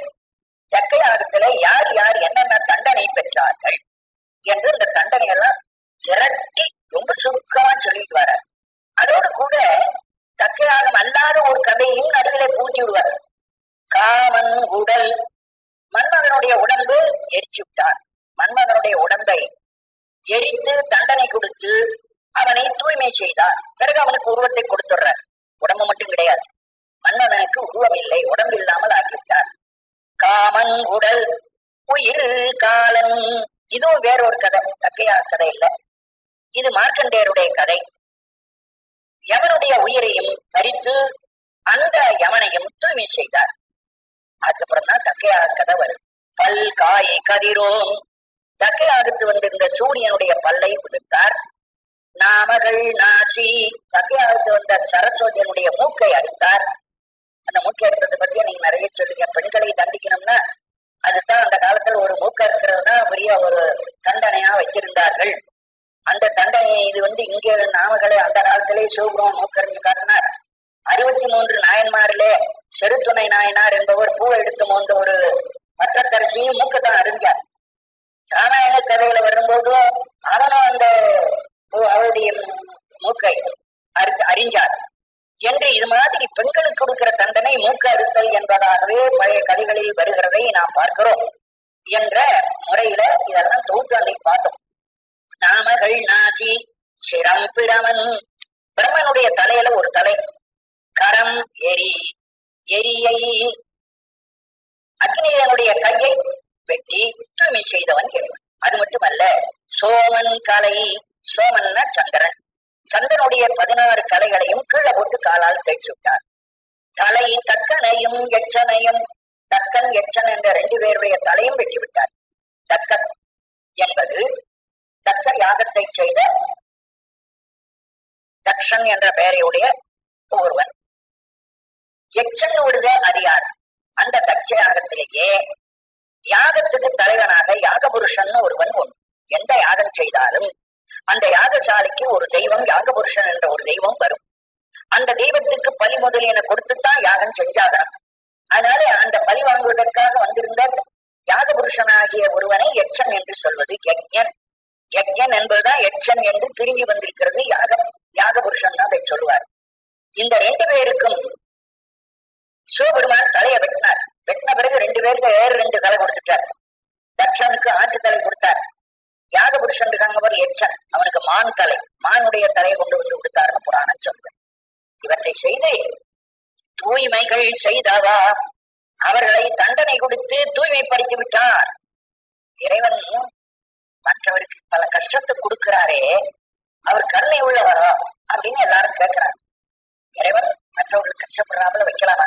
கஷ்டப்பட வைக்க கூடாது, எல்லாரையும் நல்லது தானே, சௌக்கியமா எல்லாம் வச்சிருக்கணும் என்று சாதாரணமா எல்லாரும் கேட்கிறார். ஆனால் ஒருவன் தவறு செய்தானால் அவனை திருத்தி ஆகணும். திருத்தம்னா தண்டனை கொடுத்துதான் திருத்தம். தண்டனை கொடுக்காம நீ திருந்துடுன்னு சொன்னா அது சொல்றத கேட்கறதா இல்ல. சொல்லத்தை கேட்காதவனை என்ன பண்றதுக்கு அடிச்சு உதைச்சுதான் அவனை திருத்தணும். அதனாலதான் அரசாங்கம் கூட இன்றைக்கு யாராவது தவறு செய்தால் அவர்களை திருத்த வேண்டும் என்ற நோக்கத்துக்காகதான் சிறைச்சாலையா வச்சிருக்கிறார்களே தவிர அவனை அடிக்கணும், உதைக்கணும், கொல்லணுங்கிற எண்ணமே அவர்கள் கிடையாது. சட்டபூர்வமா அவர்களுக்கு வேறு எதுவும் செய்யக்கூடாது. அவர்கள் செய்த குற்றத்துக்கு ஏற்ற அளவுக்குதான் அவங்களுக்கு தண்டனை கொடுக்கணும். அதுக்கு மேல தண்டனை கொடுக்கிறார். அவர்களுக்கு கஷ்டப்படுத்து வேலை வாங்குறது கூட சிறைச்சாலையில அந்தந்த குற்றத்துக்கு ஏற்ற அளவுக்கு வாங்கணும். அவனை நல்லவனா திருத்த வேணும் என்பதுதான் கருத்து. இதை இறைவன் செய்து காட்டுறான். தக்கை ஆகத்திலே தகாத முறையிலே சாப்பிட போனதனாலே அவர்களை தண்டித்து திருத்தி தங்கள் தப்பை உணர்ந்த பிறகு அவர்களை மீண்டும் அவர்களை நல்லவர்களாக ஆக்குறான். இது மாதிரி பல இடத்துல இறைவன் தவறு செய்தவர்களை திருத்தி நல்லவனாக்குறாங்கிறத பார்த்தோம். ராவணன் கதையே அதுதான். ராவணன் கதையை அடிக்கடி திருநாவுக்கரசர் சொல்லிக் கொண்டு வருவதே தவறு செய்தவனை இறைவன் மன்னிக்கிறான். அவன் திருந்தி விட்டான் ராவணன், அதனால அவனுக்கு மன்னிப்பு. அதுபோல இவர்களும் தண்டனை பெற்று திருந்தி அவர்கள் தூய்மை செய்யப்பட்டார்கள். தூய்மைகள் செய்தவா தோணோக்கம் ஆடாமோ, அவர்கள் தூய்மை பெற்றவற்றை சொல்லி சொல்லி தோணோக்கம் என்ற விளையாட்டை நாம் ஆடுவோம். பிரமன் அரியன்று இருவரும் தம் பேதமையால் பரம் யாம் பரம் என்றவர்கள் படைப்பொடுங்க அரணாரழல் குருவாய் அங்கே அளவிறந்து பரமாகி நின்றவா தோணோக்கம் ஆடாமோ. பிரம்மன் என்று சொல்கிறவன் உலகத்தை படைத்து கொடுத்து கொண்டே இருக்கும். அவ்வளவுதான், படைச்சு தள்ளுறது தவிர வேற வேலை கிடையாது. அடுத்து திருமால் என்று சொல்லுகிற ஒருவன் இருக்கான். அப்படி பிரம்மன் படைச்ச உயிர்களை எல்லாம் காப்பாற்றி கொண்டே இருக்கிறான். காக்க வேண்டிய கடமை திருமாலுக்கு உரியது. அடுத்தாப்புல இன்னொருவன் இருக்கான் ருத்ரன். இப்படி படைத்து காக்கப்பட்ட பொருள்கள் உலகத்தில் நிலைத்து விட்டால் அடுத்து வருகிறவர்களுக்கு இனி வாய்ப்பு இருக்காது. அதுக்காக அழிக்கவும் வேணும். சில பொருளை அழிக்காவிட்டால் புது பொருள்கள் தோன்றாது. அதுக்காக அழிக்கிற வேலையும் ஒருவன் செய்கிறான். இதுல இந்த 3 பேர்ல 2 பேருக்கு தான் கொஞ்சம் அகங்காரம் வந்து தங்களுக்குள்ளே சண்டை போட்டுக் கொண்டார்கள். அதுல பிரம்மன் என்று சொல்லுகிறவன் பெரிய படிப்பாளன், நல்ல அறிவாளி. 4 வேதத்தையும் 4 முகத்தாலே அவன் பாடிக்கொண்டிருக்கிறான். அவன் கற்பனை. 4 வேதம் அவனுக்கு தெரியும். 4 வேதத்தையும் ஒப்பிக்கிறவன். அதுக்காகத்தான் அவனுக்கு 4 முகம்னு சொல்லி 4 முகத்துல 4 வேதத்தை பாடிக்கிட்டு இருக்கான் என்றெல்லாம் நாம் கதை ரூபமாக அவனுக்கு சொல்லி வச்சிருக்கோம். பெரிய படிப்பார். மேலும் அவனுடைய மனைவி யார்? சரஸ்வதி. அவளும் ஒரு கல்விக்கு அதிதேவதையாக விளங்குகிற ஒரு பெண். இப்படி பேர் அறிவாளியாக ஒருவனை நிறுத்தி கடவுள் இந்த உலகத்தை படையன்னு விட்டுருக்காரு. இன்னொருவன் இருக்கிறானே, அவன் படிப்பாளி அல்ல, அவன் பணக்காரன், செல்வந்தன். அளவற்ற செல்வம் அவனிடத்தில் இருக்கிறது. அவனுக்கு மனைவி யார்? லட்சுமி. அஷ்டலட்சுமிகள் எல்லா செல்வமும் அவனிடத்திலே இருக்கிறது. அப்பேற்பட்ட செல்வத்துக்குரியவன். அவன் தான் உலகத்தை காப்பாற்ற முடியும். பணத்தால் தான் உலகத்தை காப்பாற்றலாம்னு சொல்லி பணக்காரனை ஒரு காத்தல் கடவுளாக வைத்து விட்டார். இந்த திருமாலுடைய வயிற்றிலே தான் பிரம்மா பிறந்தார்கள் ஒரு வரலாறு. அப்ப திருமால் தகப்பன், பிரம்மா என்பவன் மகன். இது கதைகள்ல சொல்லப்பட்ட வரலாறு. இப்படி இருந்து கொண்டிருக்கிற போது பிரம்மா ஒரு நாள் தான் படிப்பறிவினாலே ரொம்ப சிந்தித்து பார்த்தான். நாம் இவ்வளவு படிச்சிருக்கிறோம், நம்முடைய தகப்பனாகிய இவன் இருக்கானே திருமால், அவன் ஒண்ணுமே படிக்காதவன். நமக்கு தகப்பனா இருந்தா அதுக்காக அவன் படிப்பே இல்லாதவன். அவன் எப்படி இந்த உலகத்துக்கு தலைவனாக முடியும்? உலகத் தலைவன் நான் தான் பரபிரம்மம் என்று சொல்லிக் கொள்ள ஆரம்பிச்சான். தன்னுடைய உலகத்தையே சொல்லிக் கொண்டிருந்தான். பிறகு இந்த செய்தி திருமால் காதலே விழுந்தது. என்ன இப்படி தப்பா சொல்றான்?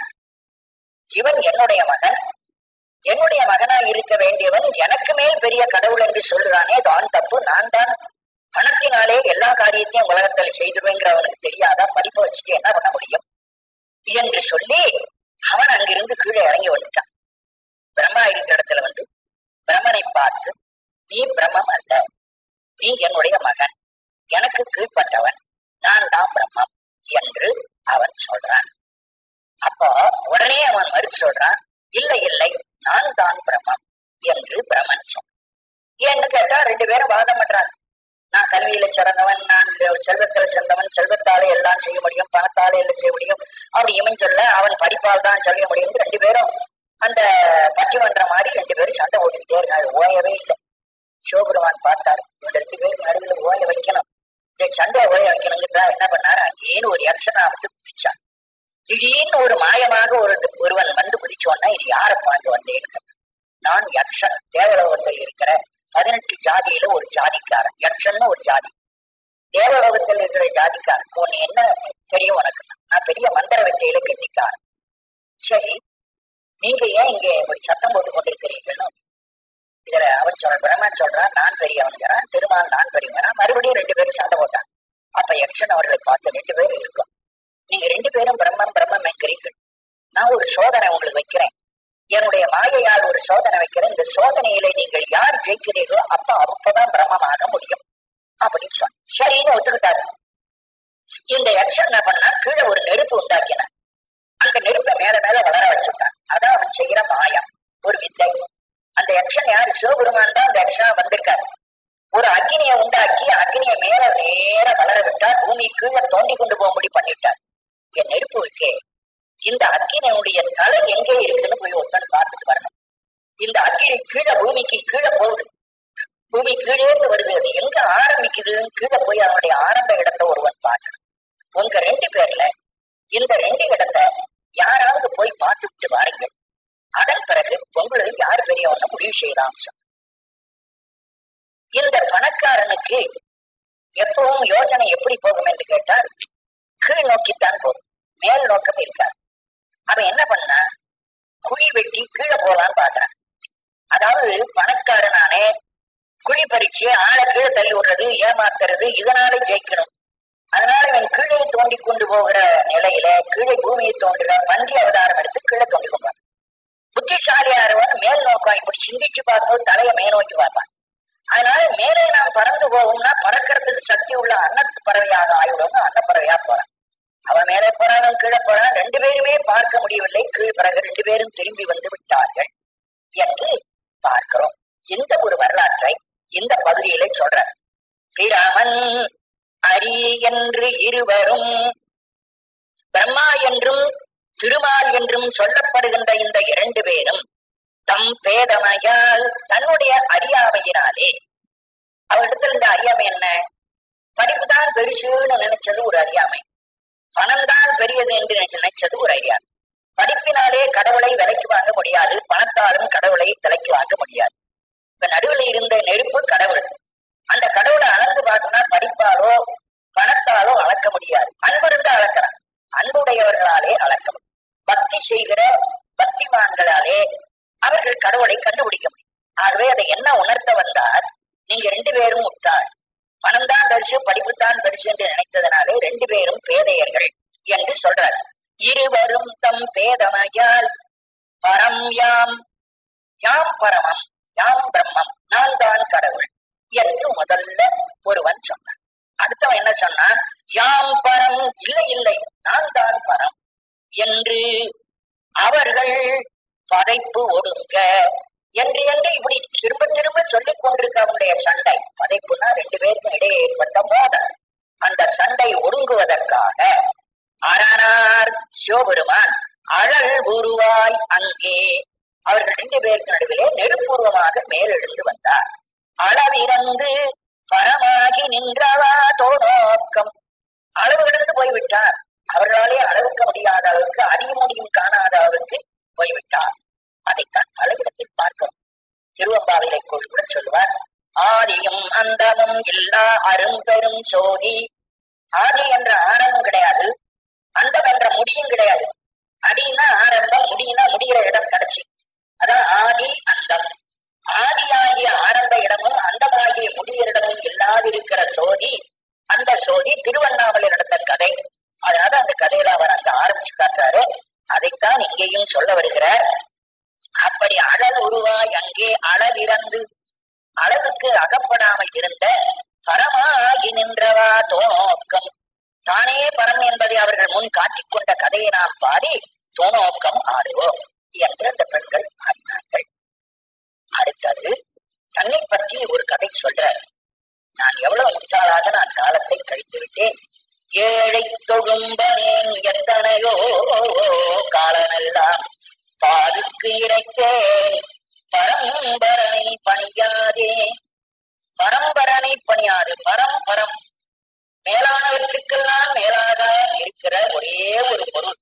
அந்த ஒப்பற்ற ஒரு தெய்வத்தை பணியாமல் வழிபாடு செய்யாமல் ஏழை தொழும்பனேன், அறிவில்லாத ஒரு வீணானவன். ஏழை என்பது இங்க புத்தியில் ஏழை, அறிவில்லாமை, அறிவில்லாதவன் என்று பொருள் ஏழை என்ற வார்த்தை. ஏழை தொழும்பனேன், அடிமையாக கிடந்த நான் எத்தனையோ காலமெல்லாம் எவ்வளவோ நாட்கள் வீணாக்கினேன். இந்த எவ்வளவோ நாட்கள் இருக்கிற கொஞ்சம் கூண்டி கவனிச்சு கணக்கு போடுது. இப்ப மாணிக்க வாசகர் மொத்தமே 32 வயசுதான் இருந்திருக்காரு. 32வது வயசுல ஒரு மோட்சம். அப்புறம் 24வது வயதுல அவருக்கு இறைவனுடைய தீட்சி கிடைத்தது. 24வது வயசுக்கு அப்புறம் தொடர்ந்து அவர் மாறி திருவாசகத்தெல்லாம் பாடிக்கொண்டு சிதம்பரத்துல போய் கடைசியில தங்கி இருந்து 32வது வயதுல மோட்சம் அடைந்தார். இவர் காலத்தை வீணாக்கினாங்கிற எத்தனையோ காலம் எங்க வீணாக்கினார். இறைவனை வழிபடாது கழிச்ச காலமா இருந்தா முதல் 8 வருஷம் இருக்கலாம். ஆனா தெய்வத்தை நினைக்காம இருந்திருக்கலாம். அப்புறம் இருக்கு தெய்வ நூல்லாம் நிறைய படிச்சிருக்கார்.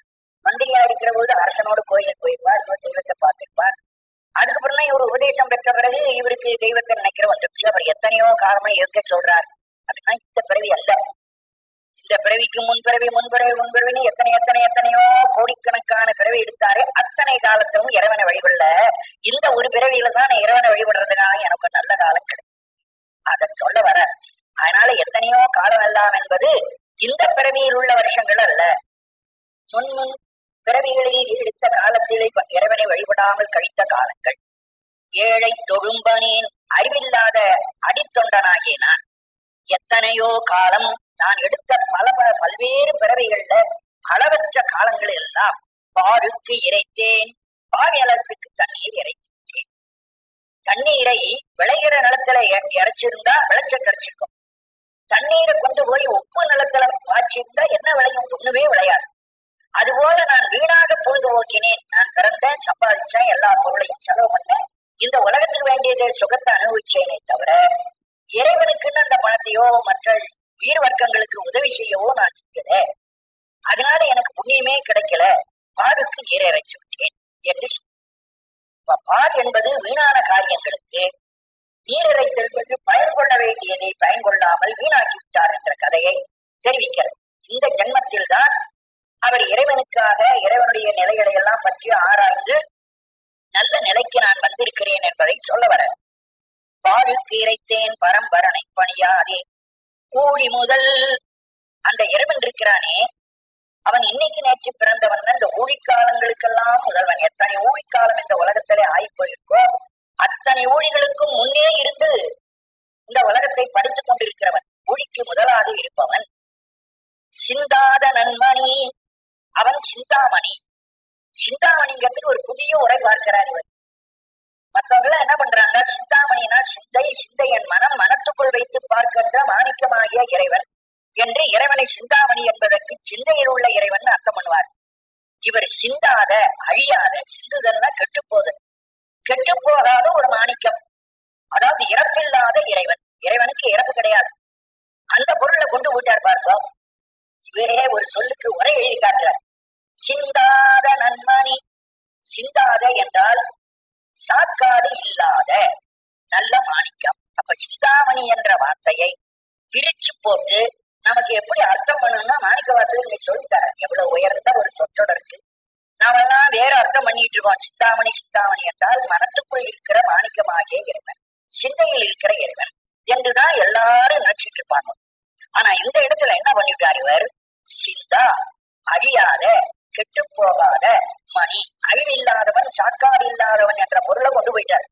சிந்தாத நன்மணியை வந்து என் பிறவித்தாரை பறித்தவா, என்னுடைய பிறவி என்ற பெயரை பிடிங்கி விட்டான். ஏன் இப்படி அர்த்தம் பண்ணாருன்னு இப்பதான் நமக்கு புரியுது. அங்கேருந்து வந்தானே அந்த இறைவன், அவன் என்ன பண்ணா, என்னகிட்ட வந்து என்னால் பிறந்து கொண்டே இருக்கிறவன் செத்து கொண்டிருக்கிறான். அவன் பிறக்காதவன், அவன் இறக்காதவன். ஆனா அவன் அங்கேருந்து வந்து பிறந்து இறந்து கொண்டிருக்கிற என்ன பார்த்தான், ஏன் பிறக்கிறான், அடியில வேர் இருக்கு, வேர் இருக்கிறதுனால தான் வேற அட்டு போகாதனால வேற மேல இருக்க செடியை வெட்டினாலும் திரும்ப திரும்ப செடி முளைச்சிட்டு இருக்கு, வேரோட பிடுங்கி விடுவோம்னு வேற பிடிச்சினான. அதை சொல்றார். அந்த நன்மணி வந்து என் பிறவி தாழ், என்னுடைய பிறவி வேரை, தாழ் என்பது வேர். ஏன் தாழ் என்று பெயர் வைக்கிறாருன்னா அது மேல இல்ல, மண்ணுக்கு மேல இல்லாம மண்ணுக்கு தாழ இருக்கு. தாழனா கீழே, கீழே இருக்கிறதுனால வேருக்கு தாழ் என்று ஒரு பெயர். இப்போ அந்த மண்ணுக்குள்ள காய்க்கிற சில பொருள்களை நாம உணவுப் பொருளா பயன்படுத்தும். அதுக்கு என்ன பெயர் சொல்றோம்னா கிழங்குன்னு சொல்றோம். அது வேர்ல காய்க்கும், வேர்ல உண்டாது, மரத்து கிளையிலையோ கொடியிலையோ உண்டாவல, வேர்ல வரதுனால கிழங்கு. கிழங்குன்னு ஏன் பேருனா கீழ் நோக்கி உண்டாவது கிழங்கு. கீழிருந்து கிடைப்பது மேலிருந்து கிடைப்பது அல்ல, கீழ் என்ற சொல்லிருந்து வருவதுதான் கிழங்கு. அப்போ மரத்துல மேலே காய்க்காமல் மண்ணுக்கு கீழே இருந்து கிடைக்கிற பொருளாகலினாலே அது ஒரு கிழங்குன்னு நம்முடைய தமிழன் புத்திசாலித்தனமா அன்னைக்கு பேர் வச்சிருக்கலாம்.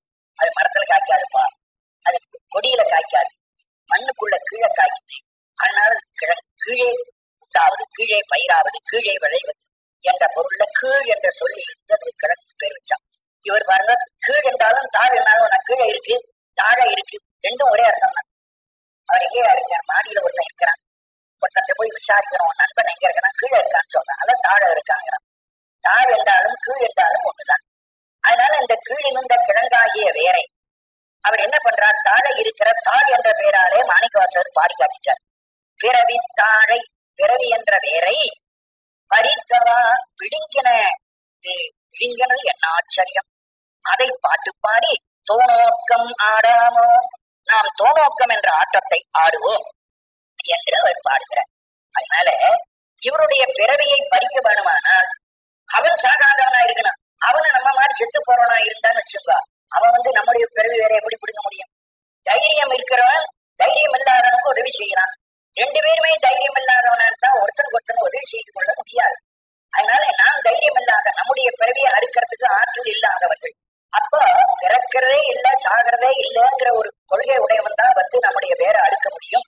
அதனால்தான் சிந்தாமணி என்பதற்கு சிந்தாத மணி, இறக்காத மணி என்ற ஒரு புதிய ஒரு பொருளையும் நமக்கு எழுதி காட்டிட்டார்.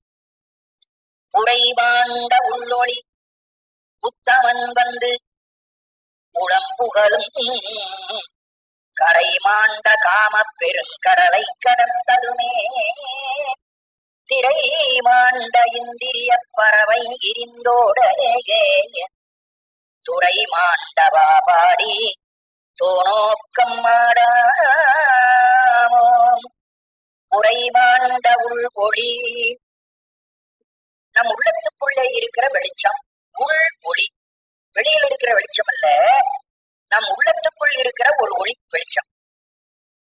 இந்த ஒளியானது கடவுள். கடவுள் ஒரு ஒளியாக பிரகாசமாக இருக்கிறவர். வெளியில் இருக்கிற வெளிச்சத்தெல்லாம் அதுக்கு ஒரு பற்று போட்டு இருந்தாதான் வெளிச்சம் உண்டாது.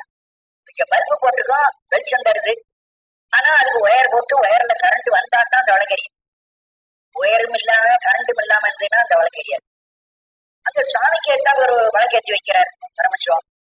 அந்த விளக்குக்கு எண்ணெய் ஊற்றி திரி போட்டு நெருப்பிச்சு கிழிச்சு வச்சா தான் விளக்கெரியும். அப்ப விளக்குல எண்ணெய் இருக்கிறவர் தான் எரியும். இந்த விளக்கெல்லாம் இன்னொன்றை ஆதாரமாக பற்றாக கொண்டு எரிகின்றன, சுயமாக எரியாது. சுயமா எரியாதனாலே இந்த விளக்கெல்லாம் சுயம் பிரகாசம் அல்ல.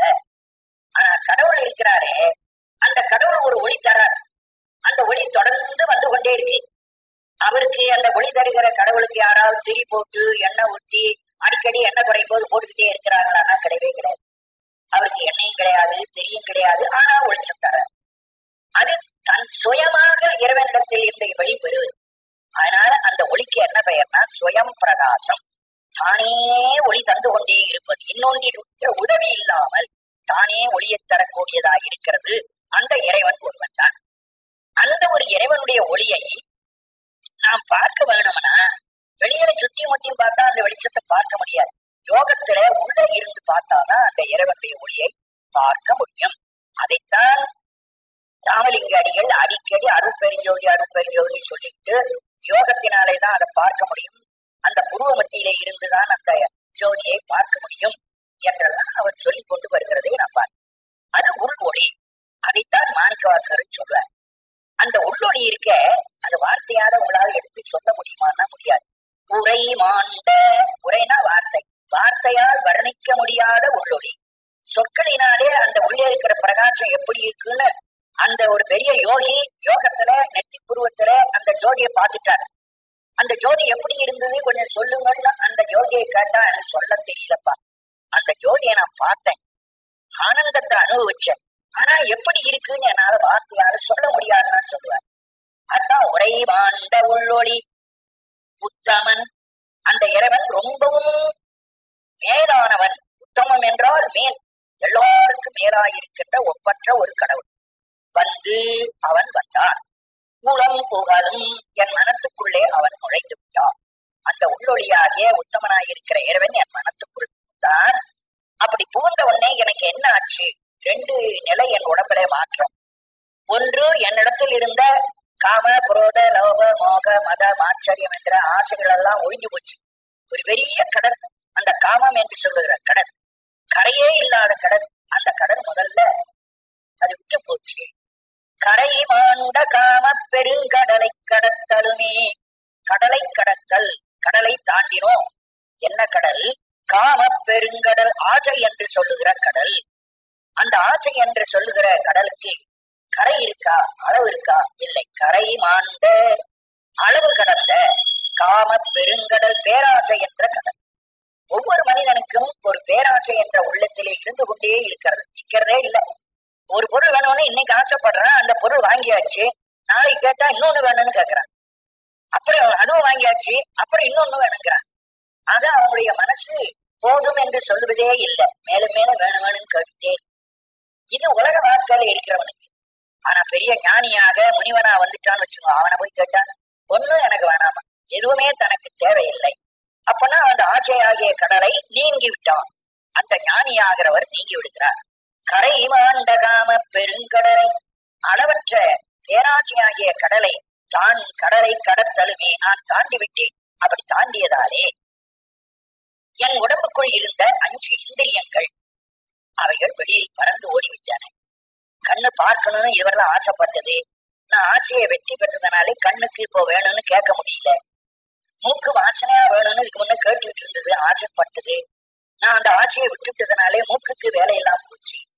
காது சங்கீதம் கேட்டுக்கணும்னு ஆசைப்பட்டது. நான் சங்கீதத்துல ஆசையை விட்டுட்டேன், அதனால காதும் எனக்கு வேலை இல்லைன்னு தீர்மானம் பண்ணிச்சு. ஆக மெய்வாய் கண்மூக்கு செவி என்ற 5 புலன்களும் 5 பறவைகளும் என் உடம்பை விட்டு பறந்து போய்விட்டன. ஏன்னா அதுக்கு இறை போடல. நான் ஞானியாக போய் ஆசையை விட்டு விட்டதனாலே ஆசையினாலேதான் அதுக்கு இறை கிடைக்கும், உணவு கிடைக்கும். உணவு கிடைக்காமையினாலே பறவை வேறொன்று பறந்து போச்சு. ஒரு குளத்துல மீன் இருந்தால் அந்த குளத்தங்கரையில எல்லா விதமான நாரையும் கொக்கும் இருந்து மீனை பிடிச்சி சாப்பிடும். குளத்திலேயே மீன் இல்லைன்னு ஆய்வுன்னா அந்த குளத்தை விட்டு இன்னொரு குளத்துல தான் போகும். மற்ற குளத்து அருநீர் பறவை போகும். ஒரு குளத்துல தண்ணி இல்லைன்னா இன்னொரு குளத்துல எங்க தண்ணி இருக்கோ அங்க பறவை போய் மீன் இல்லைன்னு அங்க உணவு தேடி போகும். அதை சொல்றான், இறை மாண்ட இந்திரிய பறவை. இறைனா உணவு. உணவு கிடைக்காமல் போன இந்திரியங்கள் என்று சொல்லுகின்ற பறவை இரிந்தோட, அந்த இந்திரியங்களாகிய பறவையினது ஆசை தொலைந்து போயின. இந்திரியங்கள் தன்வசம் இழந்து போய்விட்டன. எனக்கு ஆசை இல்லை, இந்திரியங்களும் வசமற்று தன்வசம் இழந்து என் பக்கம் திரும்பி விட்டன. அதனாலே நான் ஒரு பெரிய கரையில் கரையேறிவிட்டேன். துறை மாண்டபாடி, ஒரு துறையில் ஏறினேன். கடலை கடந்து ஒரு துறையில கால் வச்சேன். அதுக்கு இறைவனுடைய திருவடி என்ற துறை. இந்த துறைதான் இடம், கடைசியில் நான் சேர வேண்டிய இடம். அந்த இடம் மாண்டவன் மிக பெருமையுடையதாக இருந்தது. மாற்றி என்பது பெருமையுடையதாக இருந்ததை பாடி பாடி தோநோக்கம் ஆடுவோம். நாம் ஒருவர் தோளில் ஒருவர் மோதிக்கொண்டு இந்த தோநோக்கம் என்ற ஆட்டத்தை ஆடுவோம் என்பதாக இந்த பகுதியிலே அவர் சொல்லி வந்தார். ஆகவே தோல் நோக்கம் என்பது வட்டமாக பல பெண்கள் நின்று கொண்டு காலை அகற்றி வைத்து கையாலை சோமனம் குத்தி இப்படி காலை ஒரு காலை தூக்கி ஒரு தோலை அடுத்த பெண் தோளோடு மோதுவது, அந்த பெண் இந்த காலை இப்படி தோலை கொண்டு வருவா, 2 தோளும் ஒரு.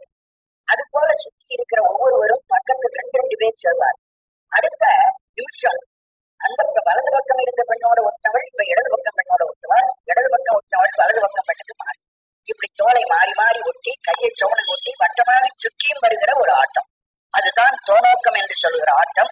இதை ஒரு மையமாக வைத்து பல கதைகளை, அடியாருடைய வரலாறுகளை எல்லாம் மிக அழகாக பக்திரிசம் தகும்படியாக மாணிக்கவாசகர்கள் பாடி கொடுத்தார் என்று சொல்லி இந்த அளவிலே திரு தோல் நோக்கம் நான் நிறைவு செய்கிறேன். வணக்கம்.